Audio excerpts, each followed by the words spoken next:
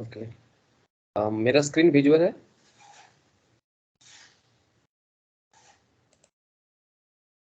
Notebook दिख रहा है आप लोगों को?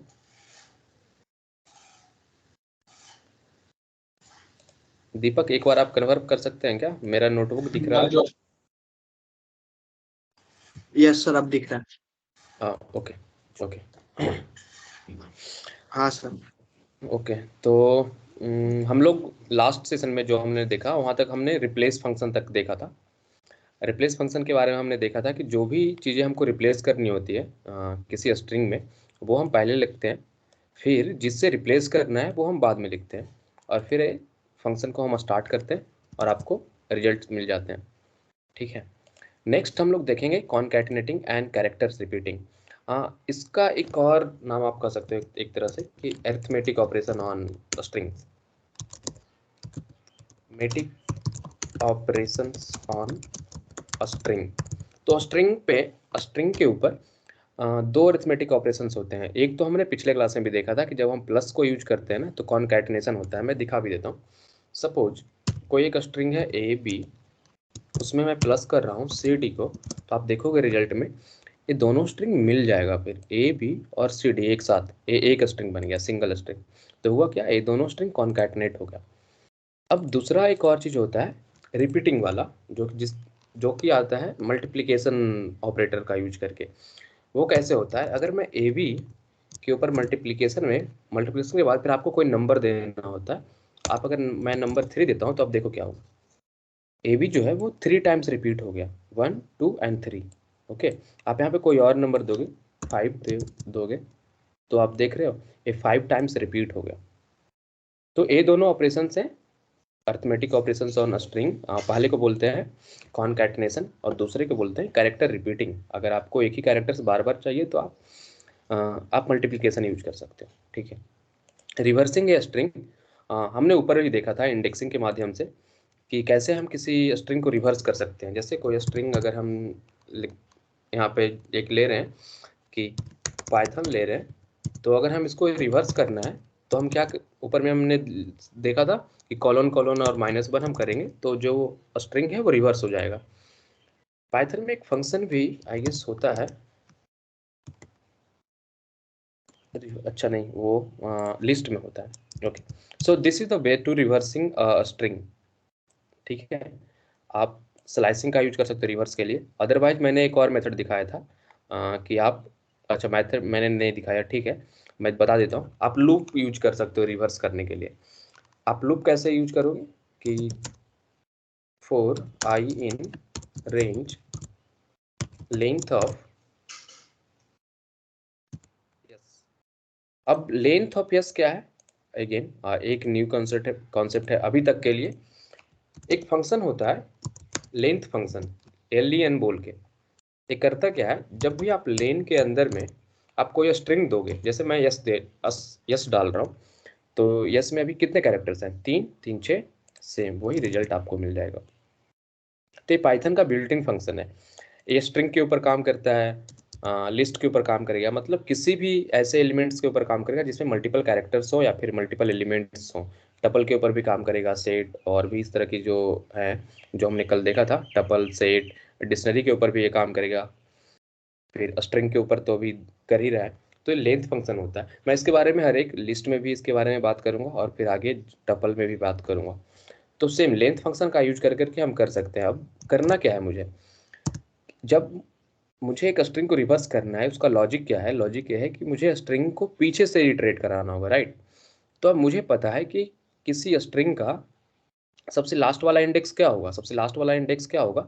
आप देखो, अगर इसका लेंथ 6 है तो सबसे लास्ट वाला इंडेक्स कितना होगा, 5 होगा, क्योंकि इंडेक्सिंग तो 0 से स्टार्ट होता है। मैं दिखा भी देता हूँ कि अगर मैं यस को मैं 5 डालूं, क्योंकि इसका लेंथ तो 6 है, अगर मैं 5 डालूं तो देखो आपको मिल जाएगा सबसे लास्ट वाला एलिमेंट। कौन सा एलिमेंट मिल गया, सबसे लास्ट वाला। तो अब मैं रेंज फंक्शन में क्या करूंगा ना, फॉर आई इन रेंज, मैं लेंथ से स्टार्ट करूंगा, लेंथ -1 से स्टार्ट करूंगा और कहाँ तक जाऊंगा, 0 तक। बट क्योंकि जैसा ही मैं 0 यहाँ पे लिखूंगा, ये 0 तक नहीं जाएगा, वो उसके एक पहले तक रह जाएगा।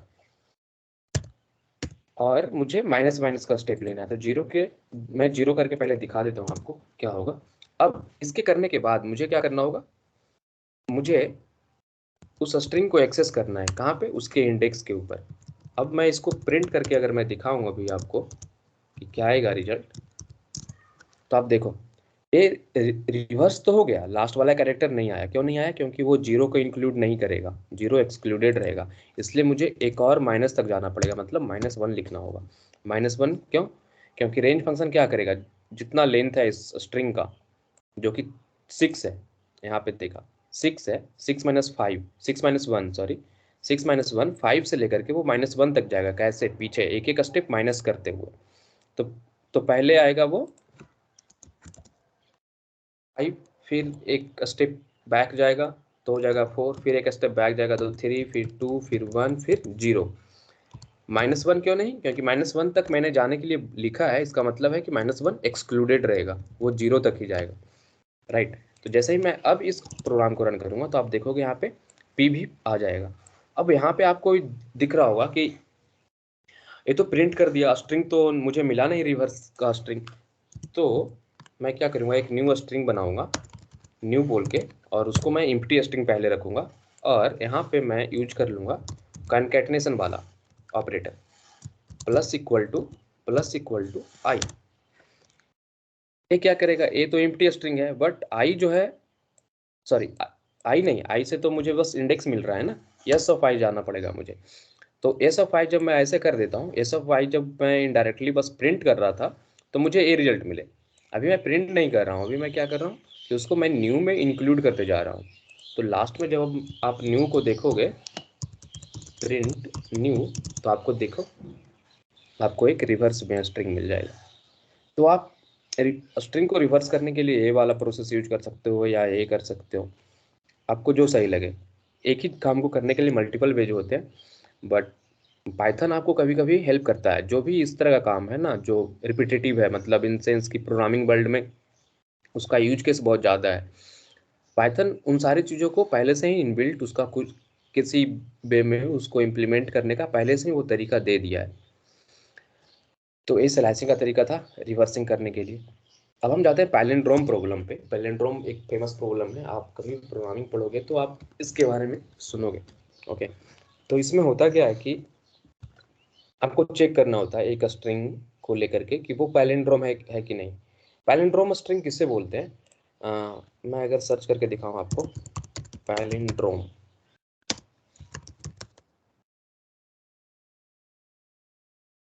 देखो तो पैलिंड्रोम स्ट्रिंग उसे कहते हैं, string is said to be palindrome if it remains the same on reading from both ends. मतलब किसी स्ट्रिंग को, जैसे यहाँ पे मैंने पाइथन लिया था, अगर इस स्ट्रिंग को मैं इस एंड से पढूं, मतलब लेफ्ट टू राइट पढूं या राइट टू लेफ्ट पढूं, तो वो सेम होना चाहिए। पाइथन तो सेम नहीं है, क्योंकि लेफ्ट टू राइट में पाइथन है, बट राइट टू लेफ्ट में एक कुछ और है। तो कुछ ऐसे स्ट्रिंग्स होते हैं, जैसे मैडम हो गया, मैडम, मलयालम, ये सब स्ट्रिंग्स ऐसे हैं जो आपको राइट टू लेफ्ट और लेफ्ट टू राइट दोनों सेम रहते हैं, राइट। तो अब आपको इसके लिए प्रोग्राम लिखना है कि कोई स्ट्रिंग जो है वो पैलिंड्रोम है या नहीं है।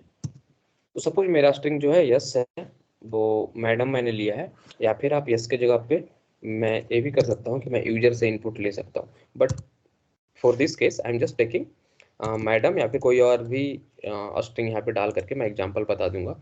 बट उसको मैं चेक कैसे करूँगा? मैं इफ़ का यूज करूँगा, क्योंकि मुझे कोई कंडीशन चेक करने के लिए बोला जा रहा है, राइट। तो इफ़ का मैं यूज करूँगा कि if s double equal to किससे, यस के रिवर्स से। तो यस के रिवर्स निकालने का क्या तरीका था, कॉलन कॉलन -1। अगर दोनों बराबर हो गया तो मैं क्या प्रिंट कर दूंगा, पैलिंड्रोम, राइट। और एल्स में मैं क्या प्रिंट कर दूंगा,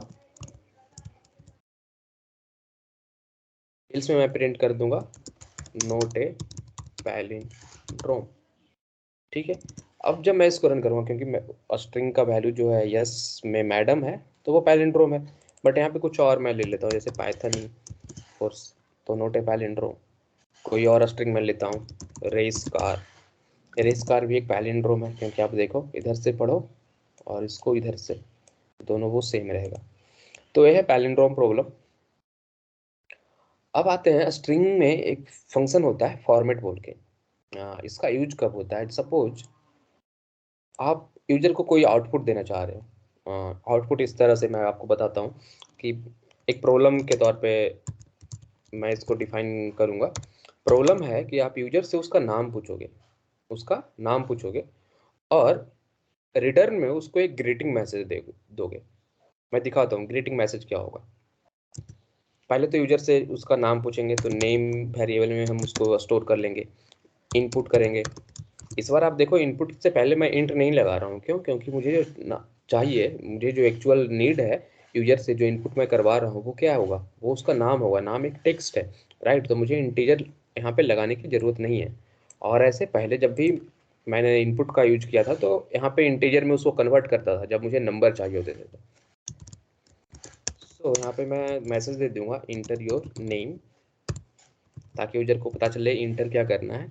अब मुझे डिस्प्ले कराना है। डिस्प्ले क्या कराना है कि यूजर का नाम क्या है, राइट?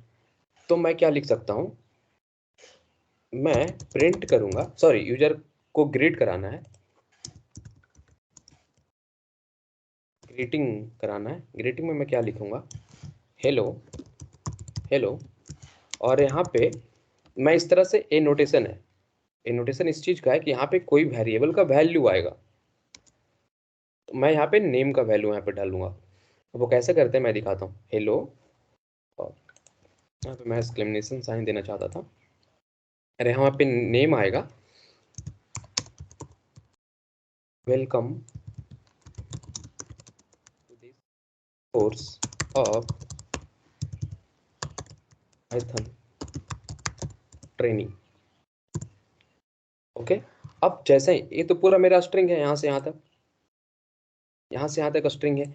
अब इस स्ट्रिंग के ऊपर एक फॉर्मेट फंक्शन होता है, तो उसको कैसे यूज करते हैं, डॉट लगा करके आप वेट भी करोगे तो आपको वो एक लिस्ट आ जाएगा जिसमें आप देख सकते हो कि क्या वो फॉर्मेट फंक्शन के बारे में, कि फॉर्मेट फंक्शन कैसे काम करता है। यहाँ पे फॉर्मेट, और इसके अंदर आपको उस वेरिएबल का नाम भेजना होता है, या फिर वो वैल्यू जो आप इस करली ब्रेसेस के जगह पे आप डालना चाहते हो। ठीक है, तो मुझे क्या डालना है यहाँ पे तो मुझे नेम डालना है, नेम जो कि मैं ऑलरेडी यूजर से इनपुट में लूंगा। तो मैं यहाँ पे डाल दिया नेम। अब जब मैं इसको रन करूंगा तो पहले तो यूजर से इनपुट मांगेगा, मैंने अपना नाम डाला और देखो आ गया। अब देखो यहाँ पे, hello Suman, welcome to this course of Python training. तो कितना मजेदार है फॉर्मेट फंक्शन। तो एक तो ये हुआ, और ऐसा नहीं है कि सिर्फ आप एक ही वैल्यू डालवा सकते हो, आप मल्टीपल वैल्यूज भी डलवा सकते हो। ओके, सपोज इतना लिखने के बाद फिर मुझे कुछ और नेम के ऊपर ही, नेम ही मुझे अगर डालना है कुछ ऐसा, welcome to this course of Python training, यहाँ पे फिर से मैं नेम ही डलवा दूंगा। और फिर मैं लिखना चाहता हूँ कुछ भी ऐसा text, this will be very useful for you in future. ठीक है, और डॉट फॉर्मेट में मैं नेम ही रख रहा हूँ। तो अभी क्या होगा, अब आप जब देखोगे तो ये एरर क्यों आया? एरर इसलिए आया क्योंकि यहाँ पे देखो, मैं यहाँ पे दो करली ब्रेसेस दिया हूँ, बट यहाँ पे यूज में उसको मैंने इनपुट कितना दिया उस उन जगहों पे फिल करने के लिए, एक ही, राइट? तो अगर मुझे एक ही वैल्यू को वहाँ पे फिल करवाना है तो मुझे यहाँ पे इंडेक्स देना पड़ेगा, सपोज 0 इंडेक्स, और यहाँ पे भी 0 इंडेक्स। अब मैं जब मैं करूँगा तो आप देखो वो प्रिंट कर दिया सुमन सुमन। अब ये 0 या फिर कोई भी वैल्यू यहाँ पे देने का मतलब क्या होता है, अगर मैंने 0 दिया इसका मतलब क्या हुआ कि वो इस वैल्यू को 0 इंडेक्स जैसा मानेगा। ओके, अब सपोज यहाँ पे सुमन के जगह पे उसके बाद फिर मैं कोई और टेक्स्ट ऐसे ले लेता हूँ,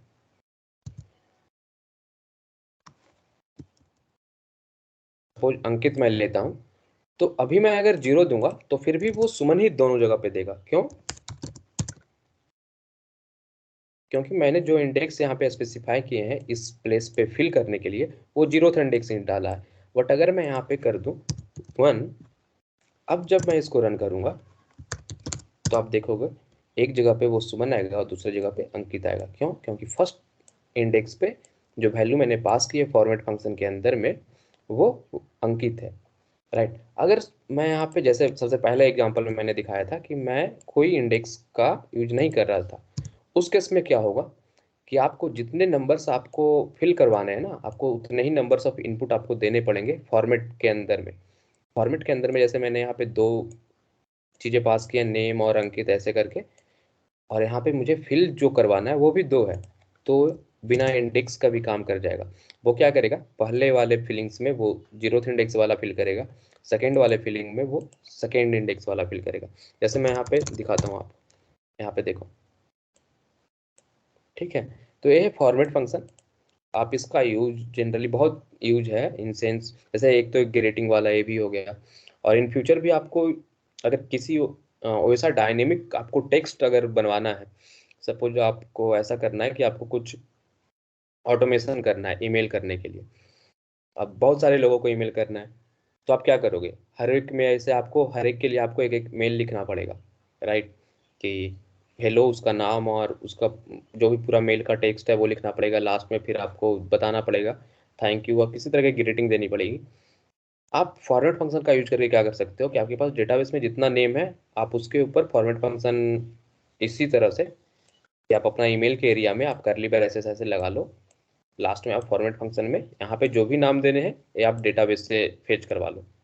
तो क्या होगा, एक एक कर करके वो नाम आएगा और वो इस तरह के करली ब्रेसेस के अंदर में वो नेम फील्ड होंगे और पूरा ईमेल जो है आपका रेडी हो जाएगा। आपको हर एक बंदे के लिए, हर एक अलग अलग पर्सन के लिए आपको ईमेल लिखने की जरूरत नहीं है। तो फॉर्मेट फंक्शन इन सब जगहों पे काम आता है। अब हम लोग देखेंगे कि स्ट्रिंग में ना और भी बहुत सारे फंक्शंस होते हैं, एक एक कर करके हम देखेंगे उन सभी के बारे में। जैसे यहाँ पे मैंने कॉमन कुछ कुछ फंक्शंस जो है उनके बारे में यहाँ पे नोट कर लिया है। अब मैं इसको रन अगर कर लूँ तो यस में जो है वो मैडम मैडम हो जाएगा।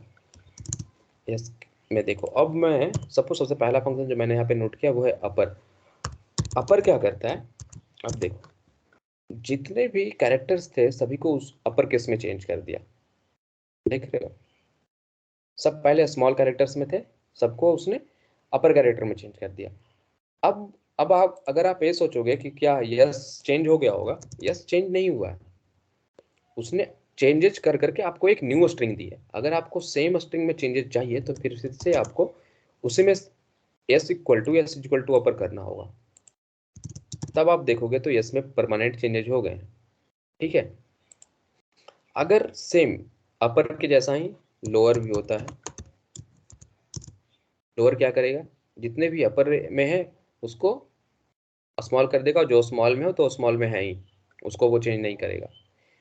एक फंक्शन होता है स्वैप केस बोल के, उसके लिए मैं स्ट्रिंग SWAP स्वैप केस, और मैं उसके लिए स्ट्रिंग ले लेता हूँ ABCDEF ऐसे करके। अब मैं इसके ऊपर ये यूज करूंगा स्वैप केस, तब आप देखो क्या आएगा।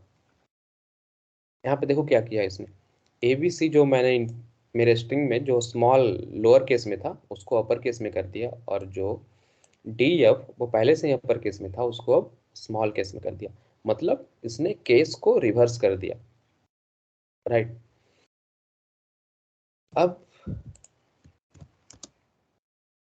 अब इसी के ऊपर इन सारे फंक्शन जो अपर लोअर स्वैप केस देखा, इसी से रिलेटेड कुछ और फंक्शन है जैसे इज अपर करके या फिर इज लोअर करके।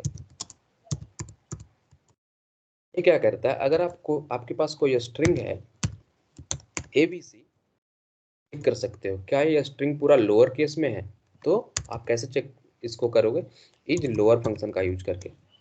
यस डॉट इज लोअर, क्योंकि मैंने पूरे स्ट्रिंग जो यहाँ पे इज लोअर में रखा है तो वैल्यू क्या आया, ट्रू।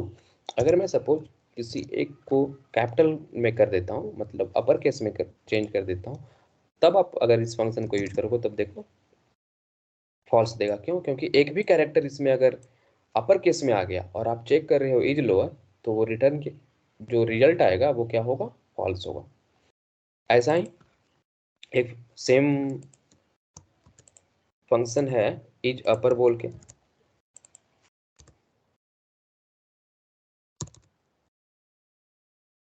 सॉरी इज अपर बोल के, तो वो फॉल्स कर दिया। क्यों? क्योंकि सारे एलिमेंट्स अपर में नहीं है। अगर मैं इसको चेंज कर लूँ, सभी को अपर में कर लूँ, अब आप देखोगे तो इज अपर काम कर रहा है और वो ट्रू दे रहा है। कुछ और फंक्शंस हैं जैसे इज डिजिट। ये क्या चेक करेगा कि जो स्ट्रिंग में जो भी कैरेक्टर्स है वो डिजिट है क्या, डिजिट मतलब नंबर्स हैं क्या, उस तरह के सेंस में। जैसे 1 2 3 अगर मैं डालता हूँ, ये तो नंबर है, तो यस डॉट इज में आप देखो इतने सारे फंक्शंस हैं। अब इज अलनम क्या करता है? Alpha numeric characters. अगर सिर्फ अल्फा न्यूमेरिक कैरेक्टर्स है तो वो ट्रू देगा, अगर उसके अलावा कुछ है तो वो फॉल्स देगा। बट मैं अभी डिजिट का बात कर रहा हूँ, तो मैं डिजिट चूज किया और देखो ये ट्रू दे दिया, राइट। अब इसी को मैं कॉपी कर करके और सारे फंक्शंस के ऊपर मैं दिखा देता हूँ। सर ये इज डिजिट है और यहाँ पे इज अल्फा।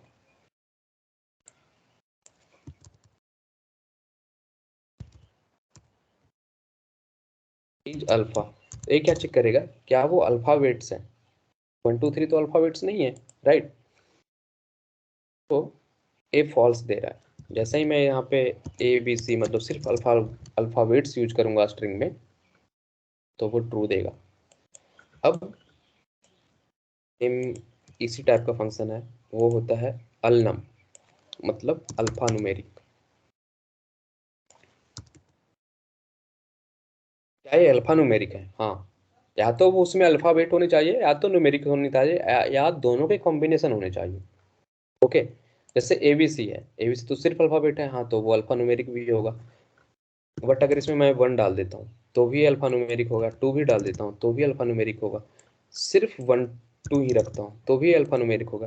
बट जैसे ही मैं कोई ऐसा कैरेक्टर दे दूँ जो ना तो अल्फाबेट है ना तो न्यूमेरिक है, तब ये फॉल्स देगा, राइट। आई गेस आप समझ रहे होगे।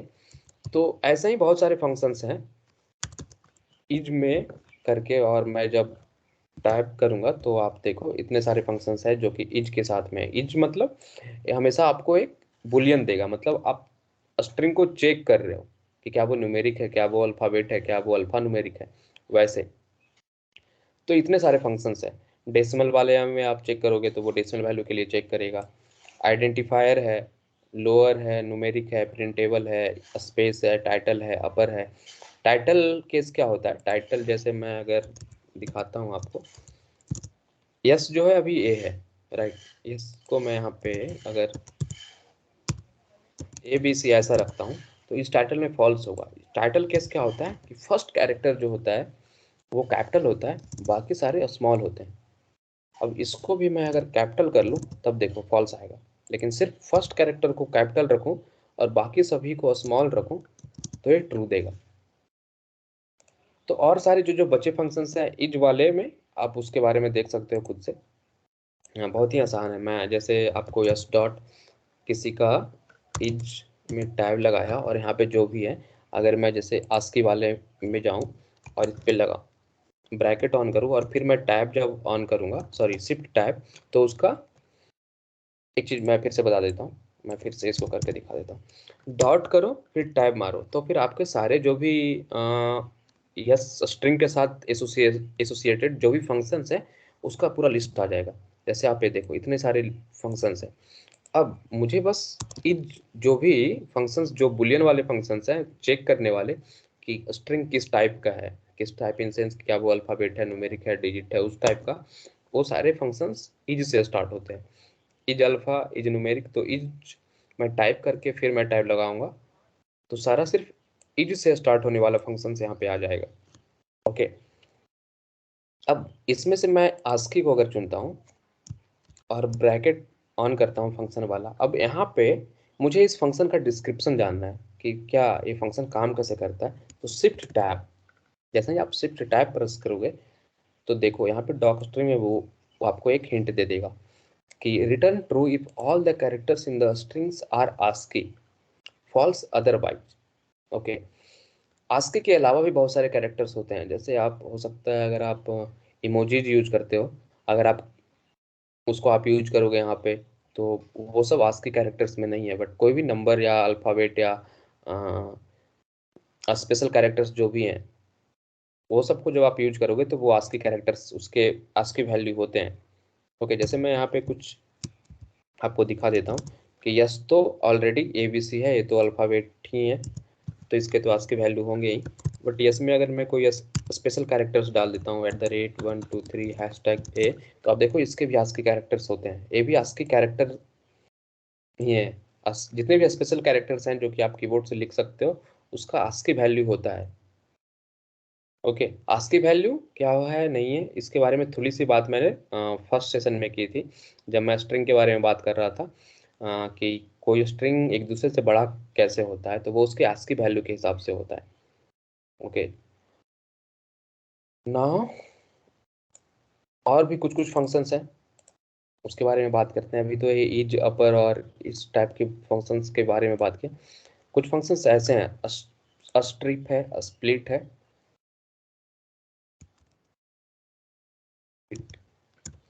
ये क्या करता है, सपोज एक स्ट्रिंग है आपके पास,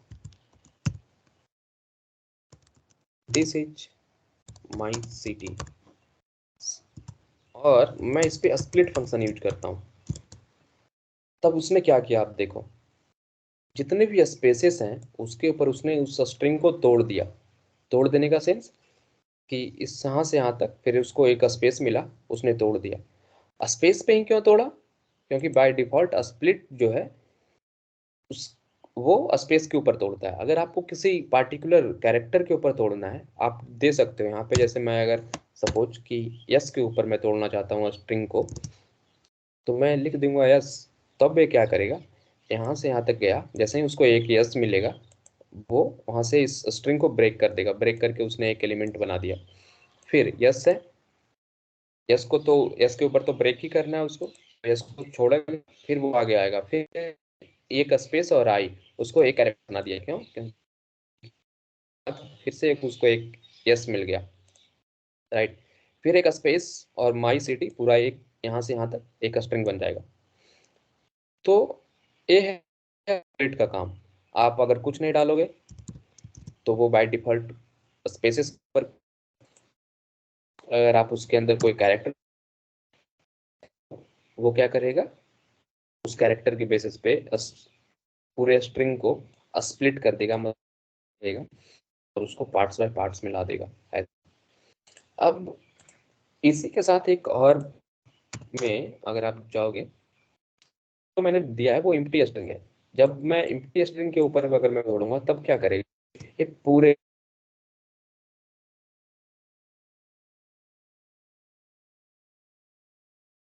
हाँ सॉरी, जब मैं एम्प्टी स्ट्रिंग दूंगा तो सपोज क्या होगा ना कि जब जैसे वो आया, अब मैं एम्प्टी स्ट्रिंग दे रहा हूँ, इसके अंदर में तो कैरेक्टर्स पहले से ही है, वो इसको एम्प्टी स्ट्रिंग के बेसिस पे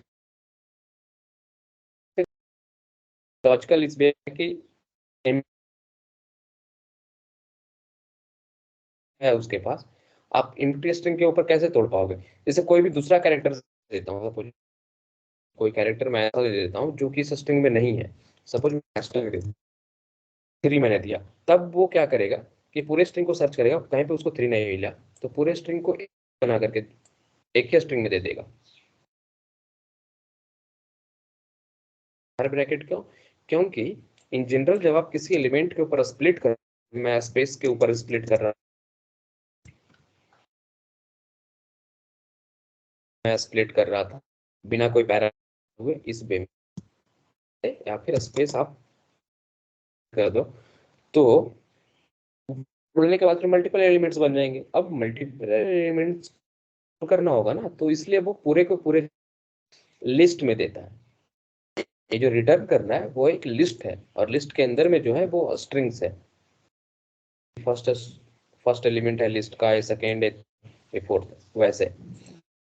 मैं और एक चीज बताना चाह रहा हूँ, मैं एक और पैरामीटर काउंट बोल के, अगर मैं आप सिट तो आपको वो चीज दिख जाएगा, काउंट या आप मैक्स स्प्लिट बोलते हैं उसको इन पार्टिकुलर। वो उसका काम क्या होता है ना, कि सपोज यहाँ पे मुझे स्ट्रिंग को तोड़ना है ब्लैंक्स के ऊपर, ब्लैंक्स मतलब स्पेस के ऊपर, बट एक ही बार तोड़ना है। तो मैं क्या करूंगा, मैक्स स्प्लिट वाला पैरामीटर इक्वल टू 1 दे दूंगा। 1 देने से क्या होगा, अब आप देखो वो क्या किया, यहाँ से आया, यहाँ पे जैसे उसको एक स्पेस मिला उसने तोड़ दिया, और क्योंकि मैक्स स्प्लिट 1 दिया हुआ था तो उसके बाद की पूरे स्ट्रिंग को वो सिंगल मतलब एज इट इज छोड़ दिया। आप समझ रहे हो? जैसे ही मैं मैक्स स्प्लिट अगर 2 दूंगा तब आप देखो ये क्या करेगा, ये यहाँ पर से ब्रेक करेगा एक बार, फिर यहाँ पर से 2 बार, अब उसका स्प्लिट काउंट मैक्स रीच कर गया। मैक्स स्प्लिट 2 ही बार था तो वो यहाँ पे एक बार तोड़ेगा, यहाँ पे 2 बार तोड़ेगा दूसरा बार, और इतना से इतना को पूरा को एज इट इज छोड़ दिया। इवन दो कि यहाँ पे एक स्पेस के ऊपर वो स्प्लिट कर सकता था, राइट, बट क्योंकि मैक्स स्प्लिट इक्वल टू 2 ही लिखा हुआ है वो 2 ही बार स्प्लिट करेगा। Okay, so this is split function. इसमें 2 चीज है, आपको जिस भी कैरेक्टर के ऊपर आपको स्प्लिट करना है आप वो कैरेक्टर मेंशन करते हो, बाय डिफॉल्ट वो स्पेस लेता है। अगर आपने कोई कैरेक्टर दिया तो वो उस कैरेक्टर के बेसिस पे वो स्प्लिट करेगा। और दूसरा एक पैरामीटर होता है मैक्स स्प्लिट। मैक्स स्प्लिट का डिफॉल्ट वैल्यू -1 होता है। -1 इस सेंस में रहता है कि वो जितने भी पॉसिबल स्प्लिट होंगे इस कैरेक्टर के लिए, जो भी गिवन कैरेक्टर है उसके लिए जितने भी पॉसिबल स्प्लिट होंगे वो सभी को उतना बार स्प्लिट करेगा। जैसे मैं मैक्स स्प्लिट नहीं दे रहा था पहले, तो आप देख रहे थे कि स्पेसिस के ऊपर वो 3 बार स्प्लिट कर रहा था, राइट। स्पेसिस के ऊपर, ये तो सेंटिक्स गलत हो गया, स्पेसिस के ऊपर वो 3 बार स्प्लिट कर रहा था, एक बार यहाँ पे, एक बार यहाँ पे, एक बार यहाँ पे, 3 बार। बट जैसे ही मैंने मैक्स स्प्लिट दिया, मैक्स स्प्लिट इक्वल टू 2 दिया, अब आप देखोगे वो 2 ही बार ब्रेक कर रहा है, एक यहाँ पे और एक यहाँ पे। So this is all about a split function. Now comes to a strip. A strip function क्या होता है कि सपोज कोई स्ट्रिंग है और उसके आगे में बहुत सारे एक्स्ट्रा कैरेक्टर्स हैं, स्पेसेस हैं, हेलो। अब आपको क्या चाहिए ना कि जितने भी एक्स्ट्रा स्पेसेस हैं उसको आपको हटाना है। अगर वो स्पेसेस शुरू में भी हैं, एंड में भी है, या फिर किसी एक साइड में है, कहीं पे है, अगर उसको आपको हटाना है तो आप क्या यूज करोगे, स्ट्रिप, RIP। इसके यूज करने से क्या होगा, आपको दोनों साइड से, देख रहे हो, उसने एक्स्ट्रा स्पेसेस को हटा दिया। अब उसने स्पेसेस को ही क्यों हटाया, कैरेक्टर को क्यों नहीं, तो क्योंकि बाय डिफॉल्ट स्ट्रिप फंक्शंस जो है वो उसी पे काम करता है कि आपको एक्स्ट्रा स्पेसेस बाय डिफॉल्ट, जैसे स्प्लिट में भी बाय डिफॉल्ट वो स्प्लिट कर रहा था किस पे, सिंगल स्पेस के ऊपर। स्ट्रिप फंक्शन भी किसके ऊपर काम करता है, सिंगल स्पेस के ऊपर बाय डिफॉल्ट। बट आप इसको, इसमें कोई कैरेक्टर भी दे सकते हो। सपोज मैंने ये दिया और मैं यहाँ पे दिखाता हूँ आपको, मैं अपने स्ट्रिंग में इनिशियल में भी कुछ ए डाल दे रहा हूँ और लास्ट में भी कुछ बी और ए डाल दे रहा हूँ ऐसे। तो अब ये क्या करेगा, आगे से भी जितने भी ए हैं, जितने भी ए उसको मिलेंगे उसको वो हटा देगा, और पीछे से भी जितने ए हैं उसको भी वो हटा देगा। अगर पीछे से मैंने कोई ए नहीं दिया है तो वो सिर्फ आगे से हटाएगा, राइट। अगर सपोज जो एलिमेंट्स के ऊपर मैं स्प्लिट करवाना चाहता हूँ वो एंड में नहीं है, मतलब जैसे मैं ए के ऊपर स्प्लिट कर रहा हूँ, राइट, और वो ना तो यहाँ पे है, ना तो लेफ्ट एंड में है, ना तो राइट एंड में है, तो जो स्ट्रिंग है जैसा है वैसा ही रह जाएगा। इवन दो अगर मैं आपको दिखाता हूँ कि ए कहीं पे बीच में है तो वो उसको कुछ भी चेंजेस नहीं करेगा, उसमें कोई भी चेंजेस नहीं करेगा। ओके, ये बस एंड पॉइंट्स पे, मतलब आइदर वो लेफ्ट साइड में या तो फिर राइट साइड में अगर सेम कैरेक्टर्स मिलते हैं तो वो उसको रिमूव कर देगा आपके स्ट्रिंग से। सो this is about a strip function. अब ऐसा ही होता है यल स्ट्रिप। यल स्ट्रिप क्या करता है, सिर्फ लेफ्ट साइड में चेक करेगा, सिर्फ लेफ्ट साइड में चेक करेगा। जैसे इसी फंक्शन को मैं यहाँ पे कॉपी कर रहा हूँ, जो इम्प्लीमेंटेशन था पूरा उसको मैं कॉपी कर रहा हूँ, और यहाँ पे मैं कोई एक्स्ट्रा कैरेक्टर दे रहा हूँ B, just to give you overview of L strip. तो मैंने यल स्ट्रिप किया मतलब लेफ्ट वाला में, तो इसको रिजल्ट में क्या आना चाहिए था, इसको रिमूव कर देगा, बट इसको वो रिमूव नहीं करेगा, राइट। देखो सेम, लेफ्ट साइड में जो भी बी है उसको वो उसने रिमूव कर दिया, बट राइट साइड में जो बी है उसको उसने रिमूव नहीं किया। अब इसी का एक और भाई होता है, आप समझो ऐसे, उसको बोलते हैं आर स्ट्रिप, और वो राइट स्ट्रिप के लिए जाना जाता है। अब सेम में अगर मैं एल के जगह आर स्ट्रिप यूज करूं तो आप देखोगे इनिशियल वाला लेफ्ट साइड वाला बी जो है वो है, बट राइट साइड इंड वाला बी को उसने रिमूव कर दिया। Okay, so this is about a split and a strip. अब और क्या इंपॉर्टेंट फंक्शंस है, मैं ऐसा ही टैब दे करके आपको दिखाना चाहता हूँ। ओके ओके, कैपिटलाइज जैसे मैं अगर यूज करूँ तो आप देखो क्या करेगा, वो सिर्फ सिंगल, सबसे फर्स्ट आप जब भी कोई सेंटेंस स्टार्ट करते हो ना तो क्या होता है, सेंटेंस का सबसे पहला वर्ड का जो सबसे पहला कैरेक्टर होता है वो कैपिटल लेटर में होता है, राइट। तो वो कैपिटलाइज फंक्शंस आपके लिए वो कर देता है। अगर आप ऐसा ही एक फंक्शन होगा टाइटल बोल के, टाइटल क्या करेगा, जितने भी वर्ड्स हैं, जितने भी वर्ड्स हैं आपके स्ट्रिंग में, जैसे पूरा वर्ड्स है, इतने सारे वर्ड्स थे मेरे स्ट्रिंग में, 3 वर्ड्स थे, सभी वर्ड्स के फर्स्ट कैरेक्टर को वो कैपिटल लेटर में चेंज कर देगा, इस डॉट। और मैं देखता हूँ काउंट फंक्शन, काउंट एक बहुत ही इंपॉर्टेंट फंक्शन है। अगर आपको स्ट्रिंग में, अपने स्ट्रिंग में काउंट करना है कि कोई कैरेक्टर कितने टाइम्स है, तो वो आपको उसका काउंट बता देगा। जैसे मेरा कैरेक्टर स्ट्रिंग क्या था, यस, मैं उसको प्रिंट करवा लेता हूँ, प्रिंट यस, और मैं काउंट कर रहा हूँ उसमें कैरेक्टर बी के लिए। तो इसमें आप काउंट करो कैरेक्टर बी कितनी बार है, 1 2 और फिर एंड में 2, 2 और 2 4, तो टोटल उसने आंसर दे दिया 4। अब सपोज मैं जो काउंट करवा रहा हूँ वो बी और बी के लिए करवा रहा हूँ, तब कितने बार आएंगे, तब आपको आंसर्स मिलेंगे 2 बार। बट अगर मैं ऐसे कैरेक्टर्स दूं जो कि नहीं है, जैसे अब बी बी बी बी, ये 4 बार बी लगातार वाला इसमें नहीं है, इवन तो 4 बी हैं इसके अंदर, 2 बी यहाँ पे 2 बी यहाँ पे, बट ये जो काउंट करने की कोशिश कर रहा है वो कंटिन्यूअस 4 बी को, तो इसमें तो नहीं है वो, तो वो क्या करेगा, इसको 0 बोल देगा, राइट। ये हो गया काउंट।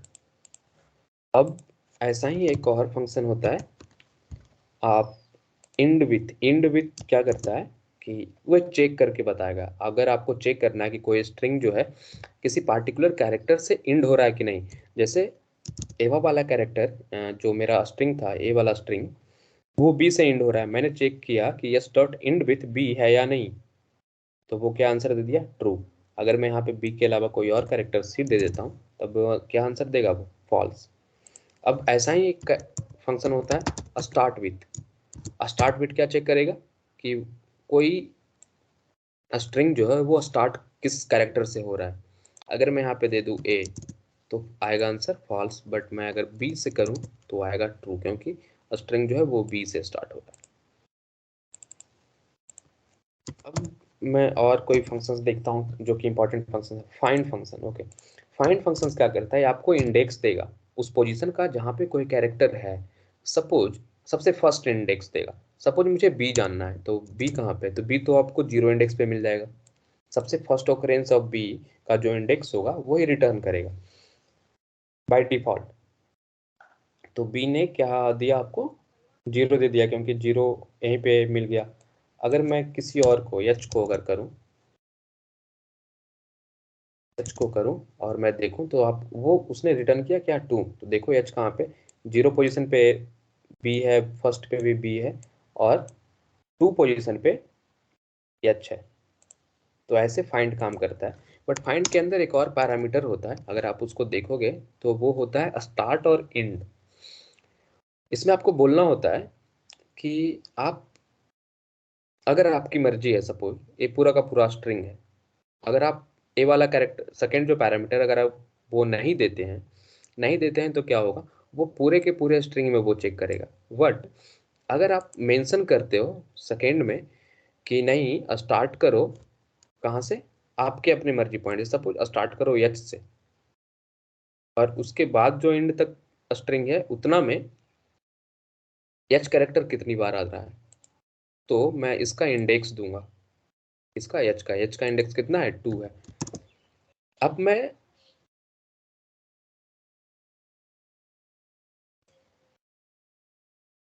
ओके ये अभी भी 2 आ रहा है, ये थोड़ा सा मैं पहले प्रिंट यस करता हूँ, अब ए है ठीक है। अब आपको चेक करना है कि यहाँ से यहाँ तक स्ट्रिंग में फाइंड करना है आपको कि सपोज एच वाले पे तो हमेशा सेम ही आंसर आएगा, बी वाले बी मल्टीपल टाइम्स है ना, राइट, बी मल्टीपल टाइम्स है, तो बी जब मैं बिना स्टार्ट कैरेक्टर दिए हुए जब मैं दे रहा था तो बी 0 आ रहा था क्योंकि बी यहीं पे मिल गया उसको। बट अगर मैं उसको बोल दूं कि एस डॉट फाइंड बी और मैं बोल रहा हूँ कि तुम स्टार्ट करो खोजना कहाँ से, एच से, मतलब सेकेंड इंडेक्स से, तब उसको बी कहाँ जाके मिलेगा, बी जाकर के उसको यहाँ पे मिलेगा, राइट। तो ये दूसरा है, तीसरा, चौथा, पांचवा, छठा, सातवां, आठवां, नौवां, दसवां, फिर यहाँ पे 11, 12, 13, 14, देख रहे हो, वो उसको कहाँ पे जाके मिलेगा, 14th पोजीशन पे जाकर के मिलेगा, इसीलिए अब वो रिजल्ट 14 आ रहा है। यहाँ पे मैंने कोई पैरामीटर नहीं दिया था, इसका मतलब वो स्ट्रिंग को कहाँ से सर्च करेगा, शुरू से लेकर के अंत तक, और क्योंकि पहला ही कैरेक्टर उसको बी मिल गया तो उसने रिटर्न कर दिया 0। अब यहाँ पे मैंने सेकेंड पैरामीटर एक दे दिया कि 2 का मतलब मैं ऐसा बोल रहा हूँ इस फाइंड फंक्शन को कि तुम सर्च जो है वो सेकेंड इंडेक्स के बाद से करो, सेकेंड इंडेक्स के बाद से करो, सेकेंड इंडेक्स से बाद से कहने का मतलब कि अब वो यहाँ से सर्च करना स्टार्ट करेगा और इसके बाद जो उसको सबसे पहला करेक्टर बी मिलेगा वो उसका इंडेक्स आपको बता देगा। तो मतलब इसके बाद जो सबसे पहला करेक्टर बी मिला वो उसको ए वाला बी मिला, और ए वाला का इंडेक्स जो है पूरे स्ट्रिंग में वो 14th है।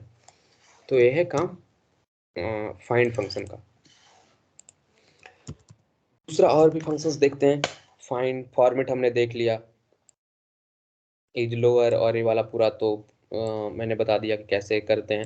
अच्छा एक और भी ज्वाइन फंक्शन है, ज्वाइन से पहले अगर कुछ और बचा हुआ है, ज्वाइन मैंने सोचा था मैं सबसे लास्ट में करूँगा। अच्छा इंडेक्स करके कोई फंक्शन है, इंडेक्स, इंडेक्स क्या करता है, ये भी आपको किसी एक कैरेक्टर का इंडेक्स बताएगा, बट दोनों में डिफरेंस है। डिफरेंस क्या है, मैं फाइंड और इंडेक्स के अंदर में, जैसे आप इंडेक्स में कोई ऐसा कैरेक्टर डाल दो जो इस स्ट्रिंग में नहीं है, जैसे सी नहीं है, तब ये आपको वैल्यू एरर देगा। क्या देगा, वैल्यू एरर। और फाइंड फंक्शन में अगर आप कोई कैरेक्टर ऐसा डाल दो जो सी में नहीं है, तब वो आपको क्या रिटर्न कर रहा है, -1, -1 रिप्रेजेंट कर रहा है कि वो इस स्ट्रिंग में नहीं है। बट अगर आप इंडेक्स जानना चाहोगे ऐसे कैरेक्टर का जो कि स्ट्रिंग में नहीं है, तो आपको वो एरर देगा। तो this is the difference between index and find, otherwise दोनों काम सेम करता है।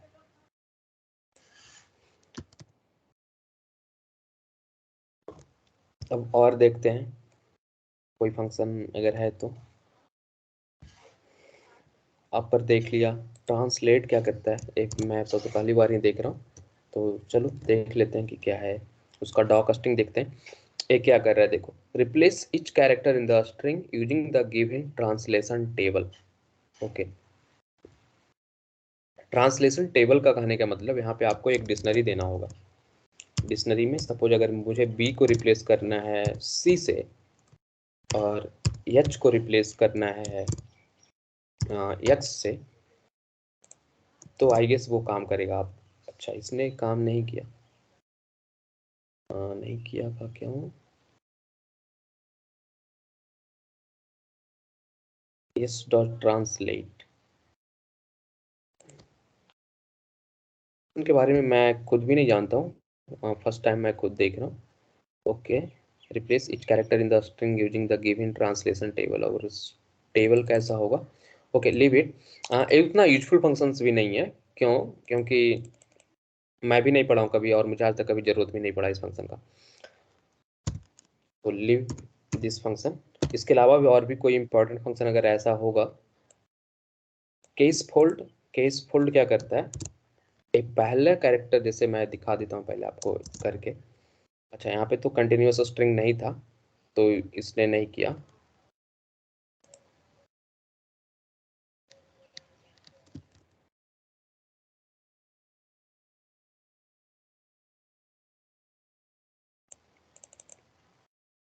तो अच्छा, मेरे जो स्ट्रिंग थे पहले से उसमें सारा का सारा स्मॉल कैरेक्टर है ना। सपोज मैं कोई स्ट्रिंग बनाता हूँ, उसमें कुछ कैपिटल ABC ऐसा। अब मैं इसके ऊपर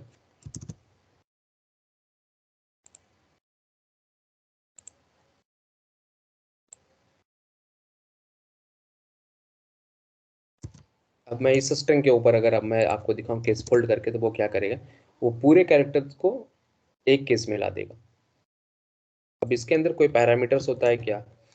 जी नहीं, ये बस बिल्ट इन फंक्शन है जो कि return A version of the string suitable for cashless comparison. Cashless comparison का क्या सेंस है कि अगर आपको दो स्ट्रिंग को कंपेयर करना है, सपोज एक स्ट्रिंग है यस, यस जो कि अभी है, और कोई दूसरा स्ट्रिंग है, उसको आपको कंपेयर करना है कि दोनों बराबर है या नहीं है। तो जब आप इन जनरल अगर आप करोगे कि यस इक्वल टू ABD, मैंने कैरेक्टर सेम ही रखे हैं, बस यहाँ पे आप देखो जो मेरा ओरिजिनल यस है उसमें लास्ट के 3 कैरेक्टर जो है वो अपर केस में है, बट मैं उसको कंपेयर कर रहा हूँ किसके साथ, लोअर केस वाले के साथ।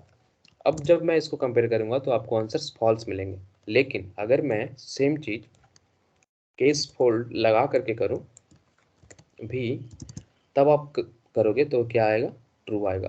क्यों? क्योंकि इसने सारे के सभी के अपर केसेस को उसने चेंज कर दिया, एक कॉमन, सभी का एक कॉमन केस में चेंज कर दिया। और कोई ऐसा फंक्शन तो मुझे नहीं दिख रहा है जो कि इंपॉर्टेंट फंक्शंस में से आता हो। एंड विथ स्टार्ट विथ दिखा दिया, सारा एल स्ट्रिप आर स्ट्रिप दिखा दिया, ज्वाइन ही एक बचा है। ओके, ज्वाइन फंक्शन थोड़ा सा लिस्ट या फिर उस तरह के कुछ सी और डेटा टाइप्स को यूज करेगा। ये करता क्या है, इसका सेंस क्या है, सपोज मैं आपको दिखाता हूँ कि आपके पास एक लिस्ट है, लिस्ट ऑफ स्ट्रिंग्स है। लिस्ट ऑफ स्ट्रिंग्स मैं कैसे करूँगा, तो आपको मैं यहाँ पे कुछ देर पहले, जैसे ये वाला दिस इज माई सिटी, ये लिस्ट ऑफ स्ट्रिंग्स है, मैं इसी को कॉपी कर ले रहा हूँ for just to explain this join function. मैं इसके ऊपर हेडिंग दे रहा हूँ ज्वाइन, और इसको मैं एल में रख ले रहा हूँ इस लिस्ट को। ठीक है, ज्वाइन फंक्शन क्या करता है ना, वो एक स्ट्रिंग के ऊपर काम करता है। सपोज मैंने एक एम्प्टी स्ट्रिंग लिया और इसके बाद मैं डॉट ज्वाइन फंक्शन को कॉल करूंगा विथ पासिंग एल। तब आप पहले रिजल्ट देखो क्या आएगा। उसने क्या किया, लिस्ट में जितने सारे एलिमेंट्स हैं ना उसको ज्वाइन कर दिया। ज्वाइन कैसे किया, इसके में इस कैरेक्टर के साथ। सपोज मैं यहाँ पे हैशटैग दे देता हूँ, तब आप देखोगे क्या होगा, जितने भी एलिमेंट्स हैं सभी के बीच में उसने हैशटैग डाल दिया। दिख रहा है आपको? माई सिटी पूरा ऐसे है, माई और सिटी अलग अलग नहीं है, माई सिटी कंप्लीट एक है, इसलिए माई सिटी ऐसा है। और उसको ईच के साथ उसने जोड़ दिया, किसके साथ, हैशटैग के साथ, हैश के साथ। मैं यहाँ पे कोई भी कैरेक्टर दे दूँ हैश के बाद स्पेस, तो देखो वो ये फंक्शन क्या करता है ना, एक एक एलिमेंट इससे उठाएगा, फिर उसको इसके साथ कॉनकैटिनेट करेगा, फिर दूसरा एलिमेंट उठाएगा, फिर इस कैरेक्टर के साथ उसको कॉनकैटिनेट करेगा, और फिर तीसरा एलिमेंट उठाएगा। मतलब अगर वो लास्ट एलिमेंट है वो उसको सिर्फ ओवरऑल में इंक्लूड कर देगा, लास्ट के एंड में ये वाला कैरेक्टर नहीं है, ये सिर्फ मिडिल में आता है। यहाँ पे जो भी कैरेक्टर के ऊपर हम ज्वाइन करेंगे वो एलिमेंट्स के बीच में आएगा, यहाँ यहाँ, और आपको देखिए ये रिजल्ट मिल जाएगा। ज्वाइन फंक्शन अगेन बहुत काम का फंक्शन है। कभी कभी ऐसा होता है कि जब आपके पास जो आउटपुट आ रहा है वो लिस्ट में है, बट आपको उसको शो करना है स्ट्रिंग के फॉर्म में, तो आप ज्वाइन फंक्शन यूज करके आप आसानी से उसको प्रिंट आउट कर सकते हो। तो इतना कुछ था स्ट्रिंग में। हम लोगों ने बहुत कुछ पढ़ा, जितने भी छोटे छोटे कॉमन फंक्शंस है वो भी पढ़ा, कुछ कुछ अनकॉमन फंक्शंस भी हैं। और अगर आपको और भी फंक्शंस के बारे में जानना है तो मैं वो तरीका जो बताता हूँ हमेशा, कि आप जैसे कोई भी स्ट्रिंग है या से आप डॉट करो और फिर टैब यूज करो। जैसे ही आप टैब यूज करोगे तो इस स्ट्रिंग से रिलेटेड जितने भी फंक्शंस होंगे सब आ जाएंगे। अगर आपको किसी फंक्शन के ऊपर में जानना है कि वो फंक्शन कैसे काम करता है, तो सपोज उसको आपने सेलेक्ट किया, आपने ब्रैकेट स्टार्ट किया और फिर आप शिफ्ट टैब दाबोगे। जैसे ही आप शिफ्ट टैब प्रेस करोगे तो उसका एक बेसिक ओवरव्यू और सॉर्ट ऑफ डॉक स्ट्रिंग बोलते हैं इसको, वो आ जाएगा। और उसमें आपको एक 2 लाइन में एक्सप्लेन किया हुआ रहेगा कि क्या है। Converts upper case character to lower case and lower case characters to upper case. This is the function, this is the utility for this function swap case. Okay, तो अभी तक अगर किसी को डाउट है या कोई क्वेश्चन है तो आप पूछ सकते हो। दीपक, हाँ, सब समझ में आ रहा है या कोई डाउट है अगर तो आप पूछ सकते हो।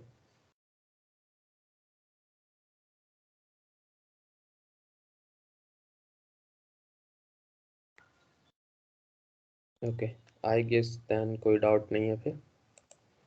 ठीक है, आगे हम बढ़ते हैं लिस्ट के ऊपर। लिस्ट अगेन बहुत ही इंपॉर्टेंट डेटा स्ट्रक्चर है पाइथन का। लिस्ट में भी हम सेम वे स्टार्ट करेंगे, पहले क्रिएट करना, फिर उसको ट्राई करेंगे एडिट करने का, फिर इंडेक्सिंग स्लाइसिंग पढ़ेंगे, फिर उसके ऊपर के जो लिस्ट से एसोसिएटेड जो भी फंक्शंस हैं हमारे यहाँ वो हम देखेंगे। ओके, तो ठीक है, स्टार्ट करते हैं list. Very first thing creating, इसका क्रिएशन हमने पहले भी देखा था। एक लिस्ट को कैसे क्रिएट करते हैं, आपको बस क्या करना होता है, एक ब्रैकेट स्टार्ट करना होता है। इवन आप एक बड़ा ब्रैकेट आप ऐसा ही बिना कुछ एलिमेंट के आप दे दोगे तो भी ये लिस्ट बन जाएगा। आपको कैसे पता है कि ये लिस्ट बन गया, आप टाइप फंक्शन के थ्रू देख सकते हो। दूसरे और क्या मेथड्स हैं, आप इसके अंदर एलिमेंट्स भी डाल सकते हो, या आप क्या कर सकते हो, इसको बोलते हैं फैक्ट्री फंक्शन, या फिर टाइप कन्वर्जन में भी आपका आप इस फंक्शन का यूज करते हैं। और इसको फैक्ट्री फंक्शन भी बोलते हैं, मतलब कि लिस्ट बनाने की फैक्ट्री है। और जैसे ही आप ए फंक्शन भी कॉल करोगे तो ये एक एम्प्टी लिस्ट क्रिएट कर देगा। कैसे पता, जैसे मैं L1 इक्वल टू लिस्ट बना दे कर लेता हूँ और फिर मैं टाइप ऑफ L1 चेक करता हूँ तो आप देखो लिस्ट आएगा। Okay, so this is the way of creating a list. There is, suppose आपको उसको बोलते हैं लिस्ट कॉम्प्रिहेंशन मेथड, वो भी एक तरीका है लिस्ट बनाने का। और वो कैसा होता है, मैं हालांकि इस टॉपिक में नीचे में उसको नोट किया था बताने के लिए, बट मैं अभी लिस्ट क्रिएशन बता रहा हूँ तो बता देता हूँ। सपोज मुझे ऑड नंबर्स के लिस्ट बनाने हैं, लिस्ट ऑफ ऑड नंबर्स। अब ऑड नंबर क्या होता है, ऑड नंबर वो होता है जो 2 से डिविजिबल नहीं होता है, राइट। तो अगर मुझे ऑड नाम का लिस्ट बनाना है तो उस पहले तो लिस्ट कॉम्प्रिहेंशन कैसे यूज करते हैं, आपको ब्रैकेट लगाना होता है, ठीक है। और आपको ऐसे लिखोगे, इसके अंदर आप फॉर लूप चलाओगे। Okay, I for i in range 10। अब अच्छा, एन रेंज हो गया, रेंज। और यहाँ पे आप किसी कंडीशन के ऊपर अगर आप बनाना चाहते हो, पहले तो मैं आपको ऐसे दिखा देता हूँ कि इसका रिजल्ट क्या आएगा। अभी तो ये ऑड नंबर नहीं बनेगा, अगर मैं प्रिंट करूँ ऑड को तो अभी आप देखोगे तो एक लिस्ट बन गया है। अच्छा, और मैं आपको ये भी दिखा देता हूँ प्रिंट करके कि इसका टाइप क्या है। भाई P print type of ODD, तो आप देखोगे कि ये भी एक लिस्ट है। और दूसरा, आप उस लिस्ट का रिजल्ट देख रहे हो तो अभी तो आपको ये दिख रहा है कि 0 से लेकर के 9 तक उसमें एलिमेंट्स आ गए। अब मुझे क्या चाहिए था, मुझे जो चाहिए था वो था सिर्फ मुझे ऑड नंबर चाहिए थे। तो मुझे क्या करना होगा, इफ फंक्शन का यूज करना होगा। तो हम कैसे करते हैं उसको, कि I for i in range, और जिस जहाँ तक मुझे ऑड नंबर चाहिए वो वैल्यू मैंने डाली। और फिर मैं यहाँ पे करूँगा if i percentage 2 not equal to 0। ये क्या करेगा, इस फंक्शन का मीनिंग क्या है, वो लूप में आई को एक एक वैल्यू मिलता रहेगा, राइट। रेंज 10 जो है वो 10 वैल्यू जनरेट करेगा, पहली बात 0 से लेकर के 9 तक। अब जो भी उसने वैल्यू जनरेट किया वो एक एक करके आई को मिलता रहेगा। अब ए आई, इसी आई के वैल्यू के ऊपर यहाँ पे ए वाला इफ स्टेटमेंट चलेगा हर एक बार। इसके चलने के टाइम पे क्या होगा, ये चेक करेगा कि इफ आई, उसका मॉडुलस ऑपरेटर मतलब कि आई को 2 से डिवाइड करेगा और उसका रिमाइंडर चेक करेगा, और उसका रिमाइंडर जो है नॉट इक्वल टू 0 है, इसका मतलब कि वो 2 से डिविजिबल नहीं है। 2 से डिविजिबल नहीं है का मतलब कि वो ऑड नंबर है। अगर वो ए स्टेटमेंट ट्रू हो गया तो वो क्या करेगा, लिस्ट में आई को इंक्लूड कर देगा। इसके पहले जब मैं इफ स्टेटमेंट नहीं लगाया हुआ था तो सेम वे में क्या हुआ था कि सारे के सारे लिस्ट यहाँ पे सारे के सारे नंबर जो है लिस्ट में आ गए थे, कहाँ से कहाँ तक, 0 से लेकर 9 तक। अब जब मैं इसको रन करूंगा तब आप देखोगे सिर्फ ऑड नंबर्स लिस्ट में आएंगे, 1 3 5 7 9। ठीक है, इस मेथड्स को बोलते हैं लिस्ट कॉम्प्रिहेंशन।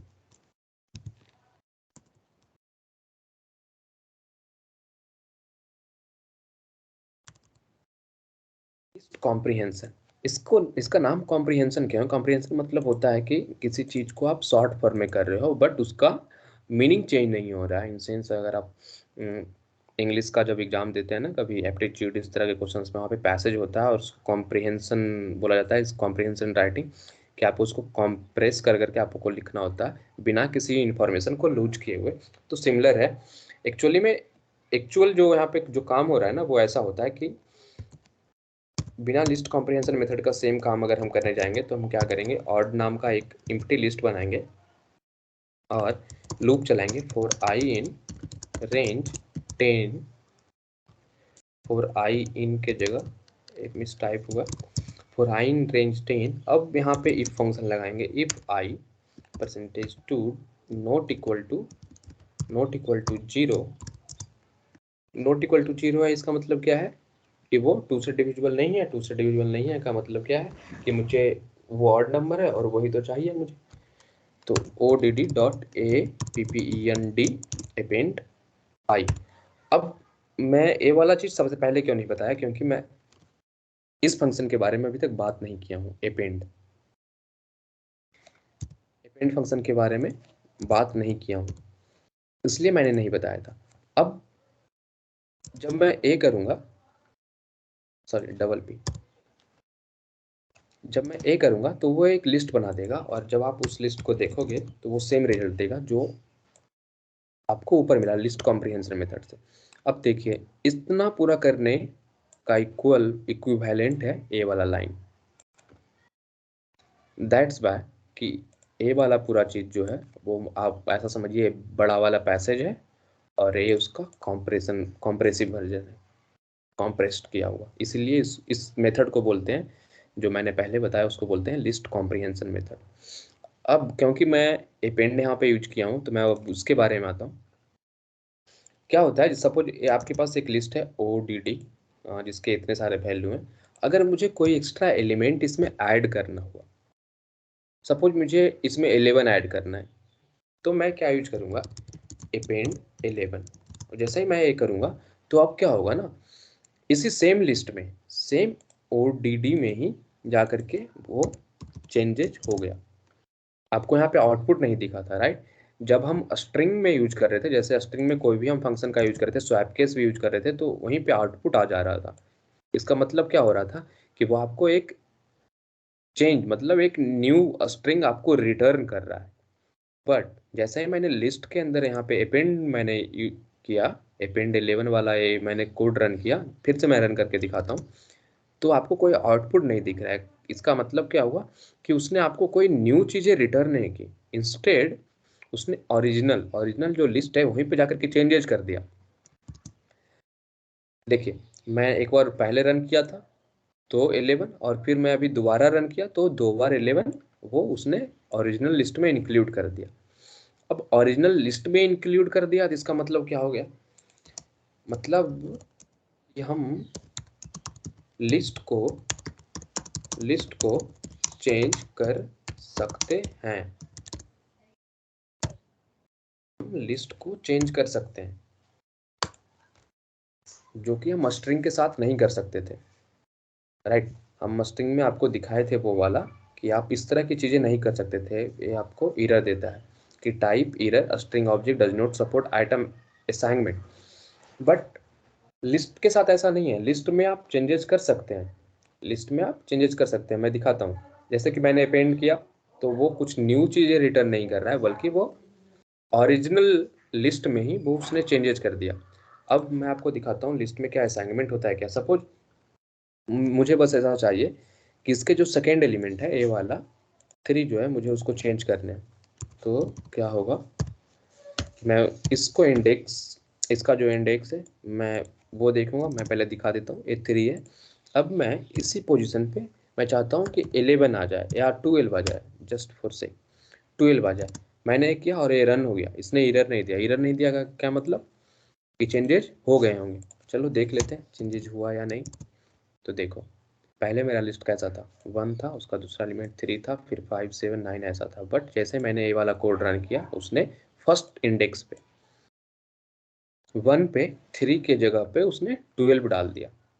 मतलब है कि लिस्ट में हम चेंजेस कर सकते हैं। सो एडिटिंग इज पॉसिबल।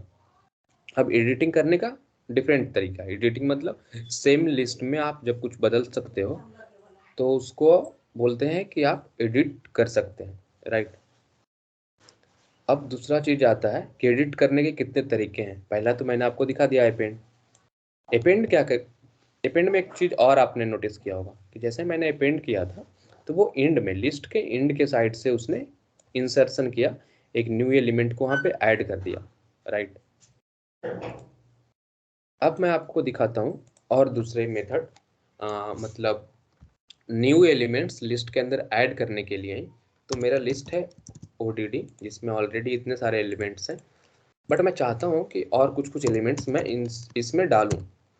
तो मैं, हम लोगों ने अपेंड तो पहले ही देख लिया। अपेंड क्या करता है, लिस्ट के एंड में दूसरे एलिमेंट्स को जो भी आप डालना चाहते हो उसको इंसर्ट कर देता है। जैसे मैं फिर से एक बार दिखा देता हूँ, अपेंड मैं चाहता हूँ कि 15 एंड में आ जाए, तो मैंने वो कोड रन कर दिया। अब मैं देख रहा हूँ, तो अब देखो वो एंड में आ गया, राइट। बट एक और फंक्शन होता है इंसर्ट बोल के, इंसर्ट बोल के। अगर आप इंसर्ट का डॉकस्ट्रिंग देखोगे तो आपसे दो चीजें पूछेगा कि आपको किस इंडेक्स पे इंसर्शन करना है, किस इंडेक्स पे आपको वैल्यू इंटर मतलब वैल्यू को ऐड करना है, और दूसरा कि आपको क्या वैल्यू ऐड करनी है, ठीक है। तो जैसे ही मैं यहाँ पे ए लिख दूँ कि वैल्यू जहाँ पे मुझे इंसर्ट करना है, सपोज मुझे यहाँ पे इंसर्ट करना है 7 के पास, यहाँ पे इंसर्ट करना है, रिप्लेस नहीं, ओके। रिप्लेस अगर मुझे करना होता तो मैं इस तरह से स्टेटमेंट में जाता, राइट, कि 7 लेकर के मुझे जो इंसर्ट करना है वो मैं यहाँ पे डाल देता हूँ। बट मुझे यहाँ पे क्या करना है, इंसर्ट करना है 7 इस पोजीशन पे। तो इसका इंडेक्स क्या है, 0 1 2 एंड 3। तो मतलब मुझे चाहिए क्या कि मुझे 3 इंडेक्स पे कोई वैल्यू इंसर्ट करनी है। वो वैल्यू क्या है, जस्ट फॉर से 14 ले रहा हूँ मैं। अब मैं ये करूँगा तो चेंजेज हो गए, मतलब कोड रन हो गया और कुछ आउटपुट नहीं दिया, मतलब उसने ओरिजिनल लिस्ट में जाकर के चेंजेस कर दी। अब आप देखो क्या किया उसने, यहाँ पे जाकर के उसने इंसर्ट किया। इंसर्ट किया मतलब उसके बाद के जो भी एलिमेंट थे वो सबको एक एक इंडेक्स आगे कर दिया, राइट। 14 यहाँ पे आ गया थर्ड इंडेक्स पे, 3 इंडेक्स पे, और बाकी सारे एलिमेंट्स जो पहले से थे उस उसी पोजीशन पे या उसके बाद वो सब एक एक पोजीशन आगे खिसक गए, राइट। तो ये है अंतर इंडेक्स, सॉरी इंसर्ट में और अपेंड में। अपेंड भी सेम काम कर रहा है, लिस्ट के अंदर एक न्यू एलिमेंट को ऐड कर रहा है। इंसर्ट भी सेम काम कर रहा है, एक न्यू एलिमेंट को इंसर्ट कर रहा है। बट इंसर्ट एक पार्टिकुलर पोजीशन, अगर आपकी मर्जी है कि मैं इसको इस पोजीशन पे इंसर्ट करूं, आप उस पोजीशन पे इंसर्ट कर सकते हैं। बट अपेंड जो है वो हमेशा एंड में इंसर्ट करता है। क्या इंसर्ट के थ्रू हमेशा एंड में जा सकते हैं? हाँ, आप लास्ट इंडेक्स बता दो तो इससे क्या होगा, वो लास्ट में जाकर के इंसर्शन कर देगा -1 पोजीशन पे। -1 पोजीशन पे इंसर्ट उसने किया 14, -1 पोजीशन अभी के लिए जो मेरा ओरिजिनल लिस्ट था, माइनस पोजीशन वो क्या था, ए वाला पोजीशन था, तो उसने यहाँ पे इंसर्ट किया। जैसा ही यहाँ पे इंसर्ट किया तो यहाँ पर वाला जो एलिमेंट पहले से था, जो एलिमेंट पहले से था यहीं पे, वो क्या होगा, वो एक एलिमेंट आगे खिसक जाएगा ना। अगर आप समझ रहे होगे तो क्या हुआ यहाँ पे, जब जैसा ही मैंने इंसर्ट किया लास्ट पोजीशन पे दे करके -1 पोजीशन पे, तो वो क्या करेगा कि जो भी एलिमेंट वहाँ पे थे, राइट, अभी अभी के लिए तो -1 पोजीशन मेरा क्या है, जब ए वाला लिस्ट है मेरा, लाइक ओल्ड लिस्ट, अगर मैं उसका माइनस इंडेक्स -1 पोजीशन देखूं तो -1 पोजीशन किसको डिनोट कर रहा होगा, इसको डिनोट कर रहा होगा। बट जैसा ही मैं इसी पोजीशन पे किसी को इंसर्ट करने के लिए आ रहा हूँ तो क्या होगा, ए वाला एलिमेंट आगे खिसक जाएगा। तो वही सेम हुआ, -1 मैंने यहाँ पे दिया और ये 14 इस पोजीशन पे आ गया, और 15 जो पहले से था वो एक पोजीशन आगे खिसक गया। तो ये दोनों चीज़ें हैं, इंसर्ट हो गया और अपेंड हो गया। और भी चीज़ें हैं, पॉप है, रिमूव है। पॉप क्या काम करता है, odt.pop आप करो तो आप देखो ये आपको इंड से, मतलब इधर से एक एक एलिमेंट आपको निकाल के देगा। जैसे अभी मैंने पॉप किया था, इसका मतलब लास्ट से एक एलिमेंट उसने निकाल दिया, मतलब अब वो लिस्ट में नहीं रहेगा। मैं दिखा देता हूँ आपको कि अगर आप लिस्ट देखने जाओगे तो वो एलिमेंट वहाँ पे नहीं है, 15 वो बाहर निकल गया, पॉप आउट हो गया। अगर फिर से मैं पॉप करता हूँ तब 14 आएगा, फिर से मैं करूँगा तो अब 11, एक और 14 आया। एक मिनट, अब मैं फिर से करूँगा तो अब वो 11 आएगा, देख रहे हो। और एक 11 अब जो है एंड में क्या है, 11 है। फिर से मैं इसको जब पॉप करूँगा तो 11 आया, क्योंकि 2 11 थे वहाँ पे। अब देखो, तो पॉप ऐसे काम करता है, एंड से आपको एलिमेंट को निकाल करके देगा। बट अगर आपको किसी पार्टिकुलर इंडेक्स से निकालना है कोई एलिमेंट, तब आप यूज करते हो रिमूव।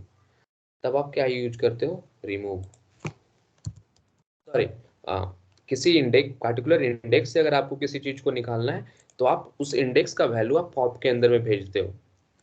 सपोज मुझे 0 सबसे पहला एलिमेंट मुझे लिस्ट से निकाल देना है, तो मैं क्या यूज करूंगा, इंडेक्स में मैं यहाँ पे वैल्यू दे दूंगा 0, तो वो निकाल देगा। सबसे पहला एलिमेंट मेरा क्या है, लिस्ट का 1 है, तो 1 को उसने निकाल दिया। अब निकालने के बाद जब मैं लिस्ट को देख रहा हूँ तो उसमें क्या बच रहा है, 12 5 14 एंड 7, राइट। तो ए हो गया। अच्छा, मैं इसको थोड़ा नोट यहाँ पे कर देता हूँ,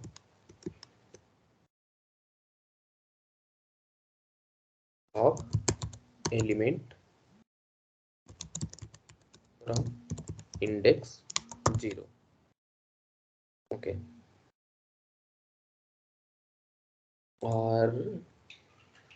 और एक फंक्शन क्या मैंने बताया, रिमूव। रिमूव क्या करता है, ये किसी इंडेक्स के पोजीशन से नहीं, बल्कि आपको एलिमेंट, अगर आपको पता है कि जैसे मेरे लिस्ट में 12 5 14 है और मुझे 14 को निकालना है, तो आप क्या करोगे, रिमूव करोगे और पास कर दोगे उस एलिमेंट को जो आपको निकालना है, तो आप 14 कर दोगे। अब जैसा ही आपने ये किया तो आपको आउटपुट नहीं मिल रहा है। क्यों नहीं मिल रहा है, क्योंकि आपको तो पता ही है कौन सा एलिमेंट है जो जिसको आपको रिमूव करना है। तो अब वो ओरिजिनल लिस्ट में जा करके उस एलिमेंट को रिमूव कर दिया है, ठीक है। तो this is remove, this is pop. Pop में 2 वर्जन्स हैं, मतलब 2 तरह के यूज केस हैं उसके। पहला है कि जब आप बिना पैरामीटर के साथ आप पॉप को यूज करोगे तो वो लास्ट एलिमेंट को निकाल देगा, लेकिन अगर आप उसमें कोई इंडेक्स पास करते हो तो वो इस इंडेक्स पे जा करके जो वैल्यू वहाँ पे रहेगा वो उसको निकाल देगा। रिमूव क्या करता है, आप उसमें वैल्यू भेजते हो। पॉप में क्या भेज रहे थे, आप इंडेक्स भेज रहे थे, बट रिमूव में आप वैल्यू भेजते हो, या बोलो तो एलिमेंट भेजते हो जिस एलिमेंट को आपको लिस्ट से बाहर निकालना है, ओके। तो ये सब कुछ कुछ एडिटिंग वाले फंक्शंस देखे हमने। अब हम लोग देखते हैं indexing and slicing of list. Again जैसा इंडेक्सिंग और स्लाइसिंग हमने स्ट्रिंग के केस में देखा, सेम वैसा ही है, बट फिर भी मैं दिखा देता हूँ। सपोज एल नाम का कोई लिस्ट है मेरे पास, 1 2 3 4 1 2 3 3 4 5 ऐसा, ठीक है। मुझे कोई पार्टिकुलर इंडेक्स एलिमेंट निकालने हैं तो उसके मैं सपोज फर्स्ट निकालना है तो 0 मैं कर लूँगा। सपोज मुझे लास्ट निकालने हैं तो अगेन यहाँ पे -1। अगर मुझे कंटिन्यूअस सबस्ट्रिंग चाहिए तो मैं क्या करूँगा, सेम जो मेथड वहाँ पे यूज किया था, मतलब कोलोन वाला ऑपरेटर, कोलोन वाला मेथड जो था, कोलोन के साथ हम जैसे फर्स्ट इंडेक्स से लेकर के यहाँ ए तीनों मुझे निकालनी है। तो इस तीनों को निकालने के लिए मुझे स्टार्ट में क्या देना होगा, स्टार्ट में मुझे 1 देना होगा, 2 3 3 से एक एक्स्ट्रा देना होगा क्योंकि ए वाला पार्ट मुझे निकालना है जो कि ऑलरेडी इंडेक्स 3 पे है, तो मुझे 1:4 करना होगा तो आपको मिलेगा। तो ये दो चीज़ें हैं इंडेक्सिंग में। अगेन तीसरा यहाँ पे भी होता है जो स्टेप फॉलो करता है। जैसे ही मैं यहाँ पे 2 दे दूंगा तो एक एक का जंप ले लेगा, एक एक एलिमेंट को वो मिस कर देगा। यहाँ पे मैं -1 लूँगा तो क्या होगा, अभी वो -1 में कोई लिस्ट नहीं दिया। क्यों नहीं दिया, क्योंकि जो मैंने स्टार्ट और एंड बता के रखा है वो स्टार्ट बता रखा है कि 1, मतलब यहाँ से तुम यहाँ तक जाओ लेकिन -1 का स्टेप लेके। अब यहाँ पे है, यहाँ से अगर हम स्टार्ट कर रहे हैं और -1 का हम जंप लेंगे तो हम इधर जाएंगे, राइट। बट इंड तो मुझे यहाँ पे करना है, तो -1 स्टेप लेकर के मैं कभी यहाँ पे नहीं पहुँच पाऊंगा इंड के पास, इसलिए उसने कोई लिस्ट मुझे रिटर्न नहीं की। बट अगर मैं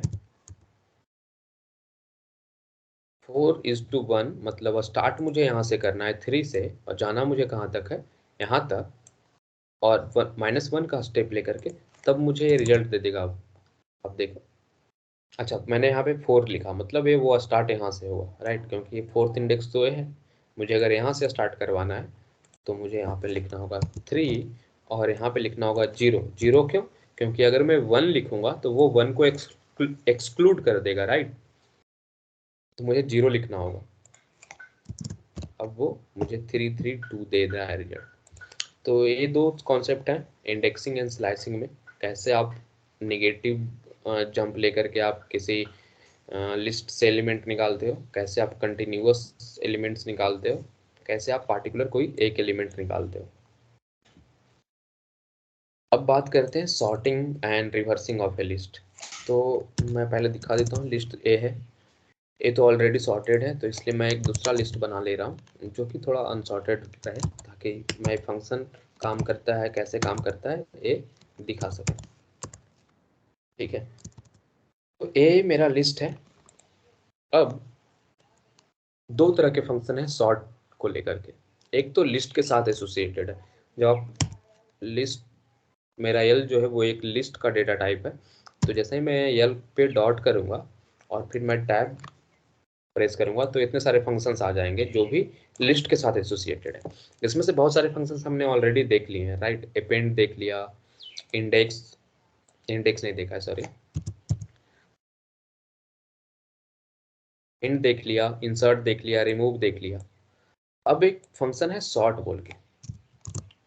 जैसे ही मैं एल डॉट सॉर्ट करूंगा तो क्या होगा, वो कुछ रिटर्न नहीं किया। रिटर्न क्यों नहीं किया, उसने ओरिजिनल लिस्ट में ही चेंजेस कर दिए, ओरिजिनल लिस्ट को ही उसने सॉर्ट सॉर्ट करके छोड़ दिया है। ये देखो आप, यहाँ पे मैंने एल डॉट सॉर्ट किया तो ओरिजिनल लिस्टिंग क्या हो गया, सॉर्टेड हो गया, सॉर्ट हो गया। अब ये सॉर्ट बाय डिफॉल्ट किस वे में होता है, बाय डिफॉल्ट असेंडिंग ऑर्डर में होता है, मतलब बढ़ते क्रम में।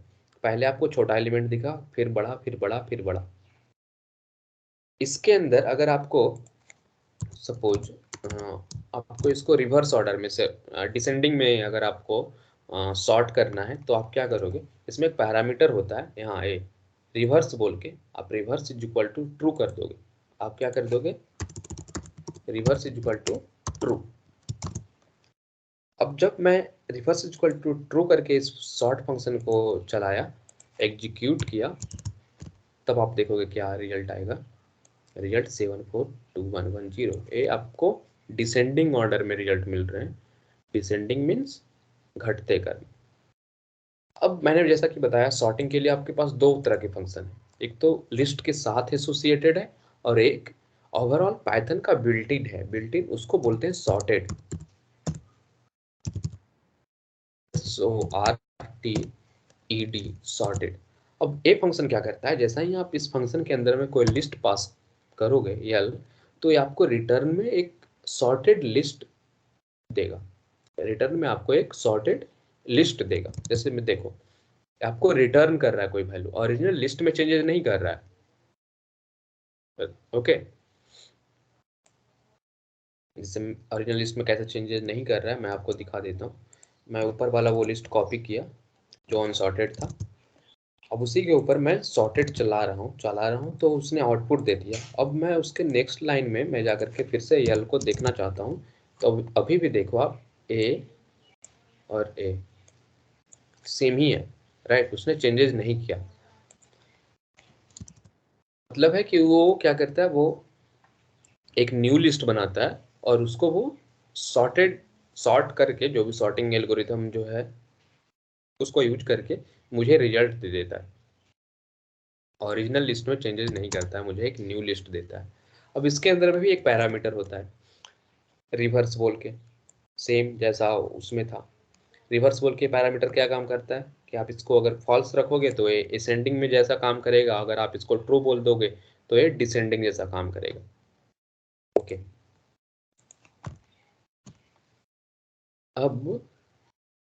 अब और क्या है, अच्छा सॉर्टेड से याद आया मुझे कि स्ट्रिंग को भी सॉर्ट कर सकते हो आप उसके साथ सॉर्टेड फंक्शन का यूज करके।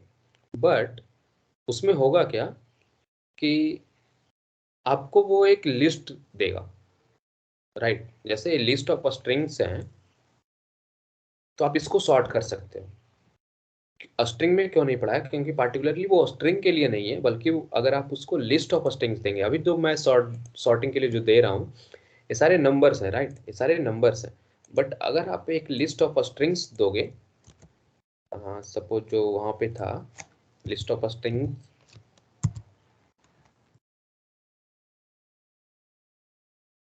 बना लेता हूँ दिल्ली,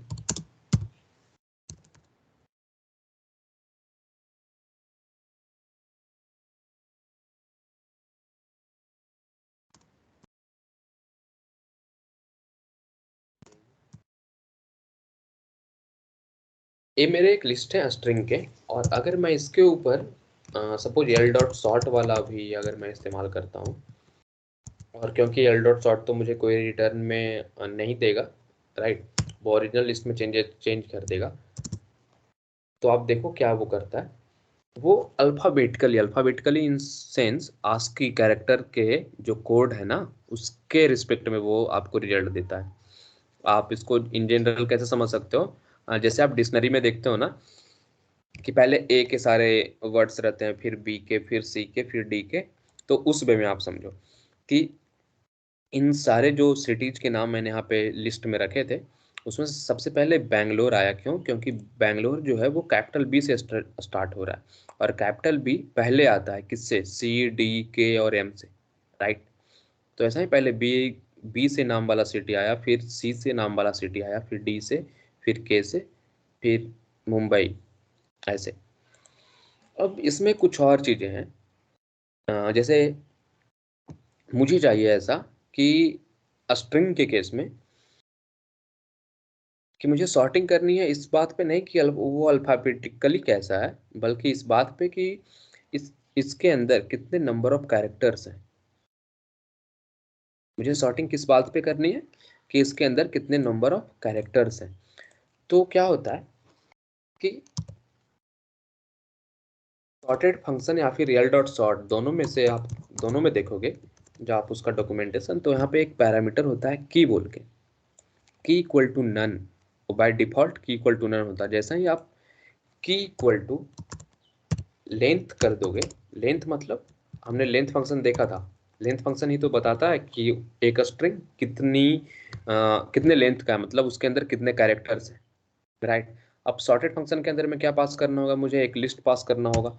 लिस्ट जो मेरा है वो है एल, एल को मैंने पास किया और की में मैंने क्या दे दिया, लेंथ फंक्शन, लेन एल एन मैंने डाल दिया। एक फंक्शन का नाम पूछता है कि आपको किस फंक्शन के बेसिस पे आपको सॉर्टिंग करनी है। तो मैं चाहता हूँ कि सॉर्टिंग जो है वो लेंथ के हिसाब से हो, कि कोई स्ट्रिंग कितना बड़ा है उसके हिसाब से हो। तो अब देखो, अब दिल्ली सबसे पहले आ जाएगा, क्यों? क्योंकि दिल्ली में सिर्फ 5 ही कैरेक्टर्स हैं। फिर मुंबई, उसमें 6 हैं। फिर इसमें 7 हैं। यहाँ पर भी 7 हैं। बट यहाँ पे जब 7 हैं तो आप देखोगे यहाँ पे सी वाला कैरेक्टर पहले आ रहा है, के वाला पहले उसके बाद आ रहा है। और बैंगलोर में नंबर ऑफ कैरेक्टर्स ज़्यादा हैं, इसलिए वो सबसे एंड में गया। तो यहाँ पे आपने सीखा 2 चीज़ें, कि आप कैसे सॉर्टेड फंक्शन यूज कर सकते हो, या फिर सॉर्ट फंक्शन। 2 तरह के आपको सॉर्टिंग के लिए फंक्शन है। यल डॉट सॉर्ट क्या करता है, वो ओरिजिनल लिस्ट में जाकर के चेंज कर देता है। बट सॉर्टेड फंक्शन क्या करता है, वो आपको रिटर्न करता है एक न्यू लिस्ट। ओके। और फिर क्या क्या देखा आपने, की पैरामीटर का यूज कैसे करते हैं आप। की पैरामीटर में आप एक फंक्शन पास करते हैं, जिस फंक्शन के बेसिस पे ये डिसाइड होता है कि मुझे सॉर्टिंग कैसे करना है, राइट। अगर मैं कोई फंक्शन पास नहीं कर रहा हूँ, मतलब बाय डिफ़ॉल्ट की का वैल्यू जब नन है, तो वो स्ट्रिंग्स को अल्फ़ाबेटिकली सॉर्ट करता है। अल्फ़ाबेटिकली मतलब डिक्शनरी ऑर्डर में। और जब मैं की में अगर पास कर दे रहा हूँ फंक्शन एलियन, मतलब लेंथ फंक्शन, तो वो सॉर्ट करके मुझे दे रहा है किस ऑर्डर में, नंबर ऑफ कैरेक्टर्स के ऑर्डर में। ओके।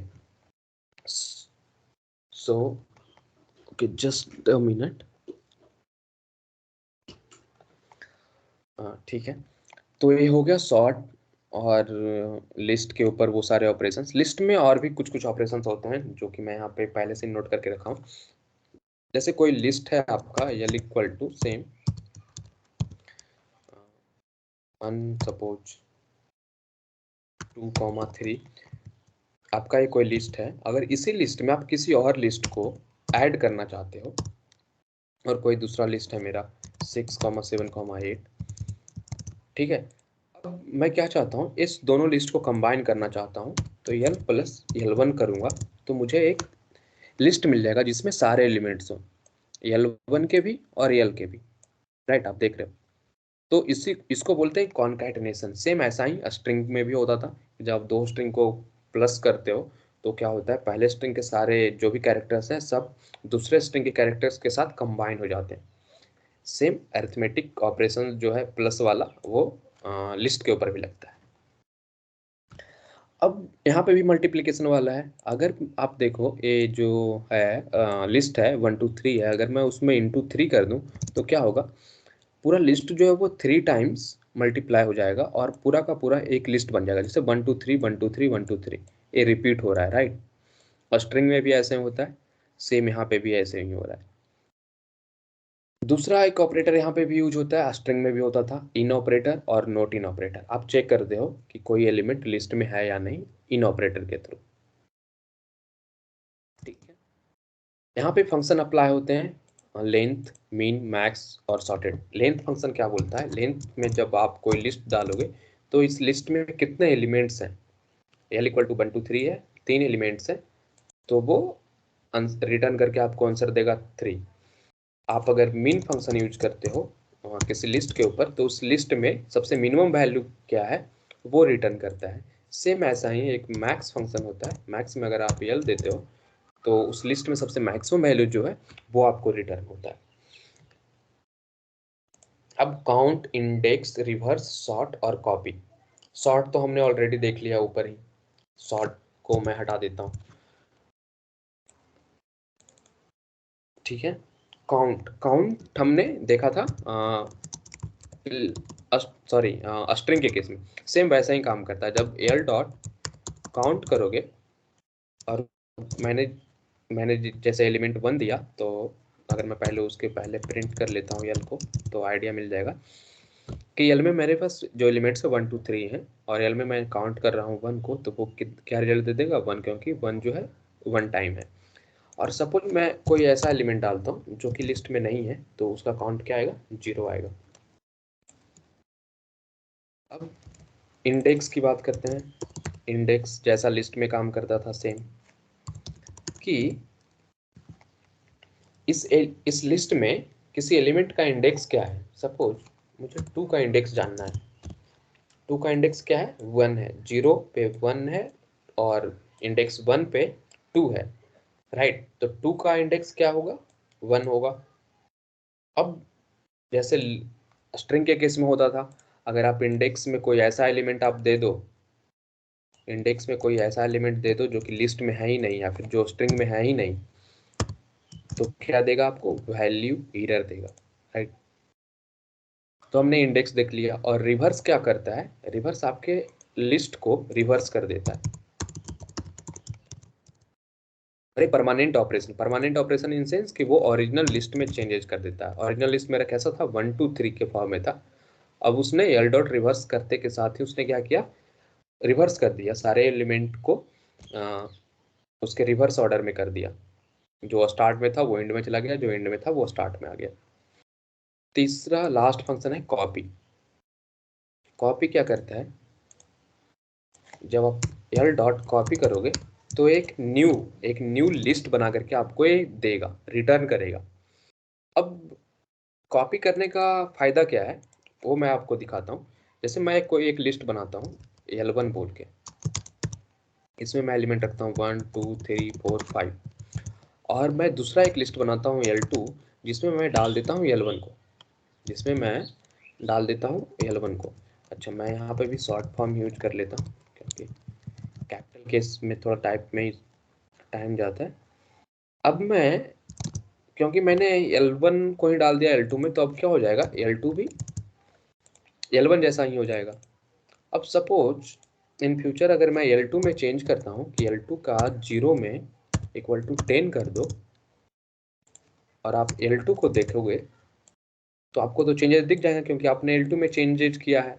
बट अगर आप L1 में भी देखोगे तो L1 में भी चेंजेस हो गए हैं, राइट। आपको दिख रहा होगा। ये हुआ है ऐसे क्यों? क्योंकि इन एक्चुअल जैसा जब मैं ए लिखा ना L1 इक्वल टू L2, तो यहाँ पे ऐसा नहीं हुआ कि L2 कोई दूसरा लिस्ट क्रिएट हुआ, बल्कि लिस्ट ओरिजिनल यही था। L2 भी अब उसी को पॉइंट करने लगा मतलब इसको बोलते हैं रिफरेंसिंग इन एक्चुअल। मैं आपको कैसे दिखाऊं? जैमबोर्ड अगर खुला हुआ हो तो क्लियर फ्रेम। सपोज एक ओरिजिनल जो लिस्ट था मेरा ए था L1, इसमें जो 2 3 4 5, जैसा ही मैंने ए लिखा L2 इक्वल टू L1 लिखा तो क्या होगा? मेमोरी में एक दूसरा वेरिएबल क्रिएट होगा L2, और वो रिफरेंस करने लगेगा इसी को, राइट। अब इसके करने से क्या इश्यू हुआ कि जैसा ही मैं अगर L2 के थ्रू भी अगर मैं एल चेंजेस कर रहा हूँ तो वो चेंजेस कहाँ पे हो रहा है? वो तो ओरिजिनल लिस्ट सेम लिस्ट तो दूसरा क्रिएट नहीं हुआ, तो सेम उसी लिस्ट में जाकर के चेंजेज हो रहा है। उसके चलते आप देखोगे, मेरा नोटबुक यहाँ पे था। उसके चलते क्या हुआ कि जैसे मैंने L2 का 0 पोजीशन पे अगर मैं चेंजेस उसमें 10 डाल दिया, बट फिर भी मैं जाकर के देख रहा हूं उनको, तो L1 में भी अब मुझे चेंजेस दिख रहे हैं। ऐसा क्यों हुआ? ऐसा सिर्फ इसलिए हुआ क्योंकि दोनों L1 और L2 दोनों एक ही चीज को रिफरेंस कर रहा है, मतलब एक ही चीज को पॉइंट कर रहा है। और जिसको पॉइंट कर रहा है अगर मैं उस चेंजेस करता हूँ वो दोनों पे रिफ्लेक्ट होगा, L1 पे भी और L2 पे भी। बट इससे थोड़ा सा बचने के लिए एक फंक्शन होता है कॉपी बोल के। जब आप L1 को कॉपी करोगे, L1 डॉट कॉपी, इसको L रखोगे, L1 डॉट कॉपी ये है, और L2 ये रहा, ठीक है। अब जब आप L2 के किसी एलिमेंट को अगर आप चेंज, सपोज 1 L2 के 1 वाले पोजीशन पे अगर मैं 20 रखता हूँ, अब आप L1 L2 दोनों का आप देखो तो आपको क्या दिखेगा? अब देखो L2 वाले के फर्स्ट पोजीशन पे 20 आ गया, लेकिन L1 वाले के फर्स्ट पोजीशन पे 20 नहीं आया। ऐसा क्यों हुआ? ऐसा होने का यही था कि जब मैं ए लिखता हूँ L2 equal to L1 dot, sorry for the handwriting but मैं माउस से अगर लिख रहा हूँ जैमबोर्ड बड़ा अजीब सा दिख रहा है। इक्वल टू जैसे ही मैं कॉपी कर रहा हूँ तो इन एक्चुअल क्या हो रहा है कि L2 सेम उसी लिस्ट को रिफरेंस नहीं कर रहा है, बल्कि एक मेमोरी में एक न्यू लिस्ट क्रिएट होगा with same values. Okay, L1 जो है ओरिजिनली इसी को रिफरेंस कर रहा था, और L2 एक जो न्यू लिस्ट बना उसको रिफरेंस कर रहा है। वो न्यू लिस्ट कैसे बना, कैसे आपको पता, आप जैसे ही मैंने आप यही नोटबुक यूज कर L1 डॉट कॉपी करता हूं तो आपको दिखेगा कि आप लिस्ट आता है। L1 डॉट कॉपी करने के बाद आपको एक रिटर्न में एक लिस्ट आता है। ये जो लिस्ट आया मतलब क्या हुआ कि उसका एक कॉपी बना करके आपको दिया गया। अब उसके चलते क्या होगा कि अगर मैं L2 में चेंजेस करूंगा तो वो L1 में नहीं दिखेगा। ओके, तो ये हुआ कॉपी फंक्शन, और लिस्ट कॉम्प्रिहेंशन मैंने ऊपर में बता दिया था, राइट। अब दो चीजें और हैं बची हुई इसके अंदर लिस्ट में, मैं उसको कंप्लीट कर ही लेता हूँ क्योंकि कल फिर एक न्यू टॉपिक से स्टार्ट करेंगे, वो बेटर होगा। लिस्ट कॉम्प्रिहेंशन ऊपर में हम लोग कर चुके थे। अब दूसरा है two ways to traverse a list using loop. ए इस तरह से होता है, अगर आप फोर, जैसे पहले तो मैं लिस्ट देख लेता हूँ कि जो लिस्ट है मेरा 3 2 1 है, या सॉरी L1 देख लेता हूँ क्योंकि वो एक बड़ा लिस्ट है। फोर आई इन L1 में करूँगा और प्रिंट आई में करता हूँ, तो आपको देखो सारे एलिमेंट्स मिल जाएंगे। तो एक कौन सा बे हुआ, ये हुआ item wise. Item wise in sense कि ये लिस्ट, इस लिस्ट से एक एक एलिमेंट हो, एक एक एलिमेंट इस आई में जाएगा। ठीक है, पहले 10 आया इस आई में और वही प्रिंट हो गया, फिर 2 आया, फिर वो प्रिंट हो गया, फिर 3 आया, वो प्रिंट हो गया, फिर 4 आया, फिर 5 आया। ऐसे एक दूसरा मेथड है कि आप ऐसे कर सकते हैं, फॉर आई इन रेंज, और आप यहाँ पे यूज करोगे लेंथ फंक्शन। स्ट्रिंग के केस में भी हमने किया था, लेंथ ऑफ L1 -1। -1 क्यों, या फिर sorry range of length of 1। Length of 1 क्यों किया, ताकि वो जो है एक आई में एक तरह से इंडेक्स जनरेट होकर के आए। वो कहाँ से कहाँ तक आएगा, 0 से लेकर के जो लेंथ होगा लिस्ट का उससे -1 तक। लेंथ जो होगा L1 का जो लेंथ है उससे -1 तक, और इंडेक्स जो होता है उससे एक -1 तक ही होता है, राइट, क्योंकि इंडेक्स 0 से स्टार्ट होता है। तो इतना करने के बाद मुझे क्या करना होगा, प्रिंट। अब मुझे इंडेक्स बे में एलिमेंट को निकालने होंगे। तो इंडेक्स मुझे कहाँ से मिल रहा है, आई से। आई से क्यों, क्योंकि रेंज फंक्शन जो है वो इंडेक्स जनरेट करके देगा मुझे कहाँ से कहाँ तक, 0 से लेकर के इस इसके वैल्यू तक। इसका वैल्यू क्या होगा, जो लिस्ट का लेंथ जो होगा। तो ये दो तरीके हैं आपको किसी भी लिस्ट के एलिमेंट के ऊपर लूप करने का। एक तो आप उसके आइटम्स के ऊपर लूप कर लो, या तो फिर आप उसके इंडेक्स के थ्रू आप लूप कर लो। एक और फंक्शन होता है जी फंक्शन। सपोज किसी दो लिस्ट के ऊपर आपको एक साथ लूप करना है, जैसे L1 है आपका और L2 है। L2 में हालांकि ऑलमोस्ट दोनों में सब ऑलमोस्ट सेम एलिमेंट्स है, बस एक एलिमेंट चेंज है, बट फिर भी मैं आपको दिखाना चाहता हूँ कि कैसे दो लिस्ट के ऊपर एक साथ में लूप कर सकते हो। दो लिस्ट के ऊपर एक साथ में लूप, मतलब मैं चाहता हूँ कि इस दोनों का 0 इंडेक्स वाला एक साथ प्रिंट हो, इस दोनों का फर्स्ट इंडेक्स वाला एक साथ प्रिंट हो, इस दोनों का थर्ड इंडेक्स वाला एक साथ प्रिंट हो। तो उसके लिए हम यूज करेंगे जी फंक्शन, और हम उसका सिंटेक्स ऐसा होगा कि फॉर आई कॉमा जे, क्योंकि मुझे दो वैल्यू मिलेंगे इन जी ऑफ L1 कॉमा L2। जब मैं ए लिखता हूँ जीप ऑफ जीप और स्टार्ट किया L1 कॉमा L2, इसका मतलब क्या हुआ कि ए लिस्ट L1 को लेगा और L2 को लेगा और दोनों को जिप कर देगा। जिप कर देगा इन सेंस दोनों को इंडेक्स वाइज, दोनों का एलिमेंट का इंडेक्स वाइज एक्सट्रैक्ट कर देगा, और वहां से फिर एक लिस्ट जनरेट होगा जिसमें हर एक एलिमेंट दो दो वैल्यू रखेंगे, और वो दोनों वैल्यू फिर आई और जे को मिलेगा। एक को L1 का वैल्यू जो मतलब पहला है, पहला लिस्ट दिया है, उसका 0th पोजीशन का वैल्यू आई में जाएगा, फिर L2 का जो 0th पोजीशन का वैल्यू होगा वो जे में जाएगा, और इसी तरह से पूरा लूप चलते रहेगा। और अगर हम यहाँ पे प्रिंट आई कॉमा जे करते हैं तो आपको दिखेगा कि 10 10, यहाँ देखो सारे एलिमेंट तो आपको सेम दिख रहे हैं, यहाँ पे 2 के 20 के साथ। ठीक है, तो आप इस तरह से जीप फंक्शन का यूज करते हो जब भी आपको एक और चीज, दोनों लिस्ट का जो लेंथ होना चाहिए वो बराबर होना चाहिए। क्यों? क्योंकि जीप फंक्शन क्या कर रहा है, एक लिस्ट के एक एलिमेंट का दूसरे एलिमेंट के साथ पेयरिंग कर रहा है, राइट? तो अगर सपोज एक का लेंथ बड़ा होगा तो उसको दूसरे लिस्ट के साथ पेयर करने के लिए कोई एलिमेंट नहीं रहेगा, तो वो पेयर किसके साथ करेगा?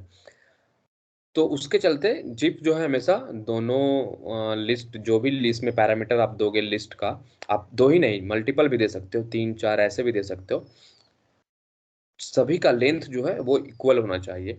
और जब आप उसको निकाल रहे हो तो इससे इसी तरह से आपको यहाँ पे फिर 3 वेरिएबल लगेंगे। अगर आप 3 लिस्ट डालते हो, जैसे मैं दिखा देता हूँ, सपोज L1 L2 और L1 भी मैं रख लेता हूँ, तो 4i j k करना होगा। और यहाँ पे भी मैं प्रिंट के लिए मैं दिखा देना चाहता हूँ कि, तो देखो, अब जितने भी एलिमेंट रखोगे सभी सेम साइज के होने चाहिए और आप उसको जिप कर करके उसको एक्सट्रैक्ट कर सकते हो। तो ये सारी चीज़ें थी। और अब लिस्ट में और भी अगर कुछ लिस्ट में है, L1 डॉट करके मैं देख लेता हूँ कुछ बचा है क्या। टैब लगाऊंगा तो आएगा ना। अपेंड हो गया, क्लियर क्लियर नहीं हुआ, ओके क्लियर नहीं हुआ, कॉपी हो गया, काउंट हो गया, extend, index, insert, pop, remove, reverse. तो क्लियर के अलावा सब हो गया। क्लियर क्या करता है, जितने भी एलिमेंट्स हैं ना आपको लिस्ट में, उसको हटा देता है, ऐसा ही समझो। L1 डॉट क्लियर मैंने किया। अब आप जब L1 को देखेगा तो बस आपको एक लिस्ट दिखेगा, बट वो एक एम्प्टी लिस्ट होगा, लेकिन अगर आप डेल डेल यूज, एक अलग से कीवर्ड है जिसका आप यूज करके किसी भी चीज को आप डिलीट कर सकते हो। जैसे डिलीट L1 कर दिया तो L1 जो है वो डिलीट हो गया। अब अगर आप L1 को आप एक्सेस करना चाहोगे तो आपको ये एरर देगा। क्या एरर देगा कि name error, name L1 is not defined. Same a del के साथ आप कुछ भी यूज कर सकते हो, या तो लिस्ट को भी आपको डिलीट करना है तो स्ट्रिंग को, किसी नंबर को, किसी फ्लोट पॉइंट को, इन फ्यूचर किसी ऑब्जेक्ट को, किसी भी तरह की चीज़ों को डिलीट करना है अगर पाइथन में, तो आप ए यूज करोगे डेल। बट पार्टिकुलरली लिस्ट के साथ अगर आपको ऐसा करना है कि लिस्ट के जितने भी एलिमेंट्स हैं वो सिर्फ आपको डिलीट करने हैं, तो आप यूज करोगे L1 डॉट क्लियर। ओके, तो यहीं तक है सेशन, टाइम भी हो गया ऑलरेडी, तो ठीक है।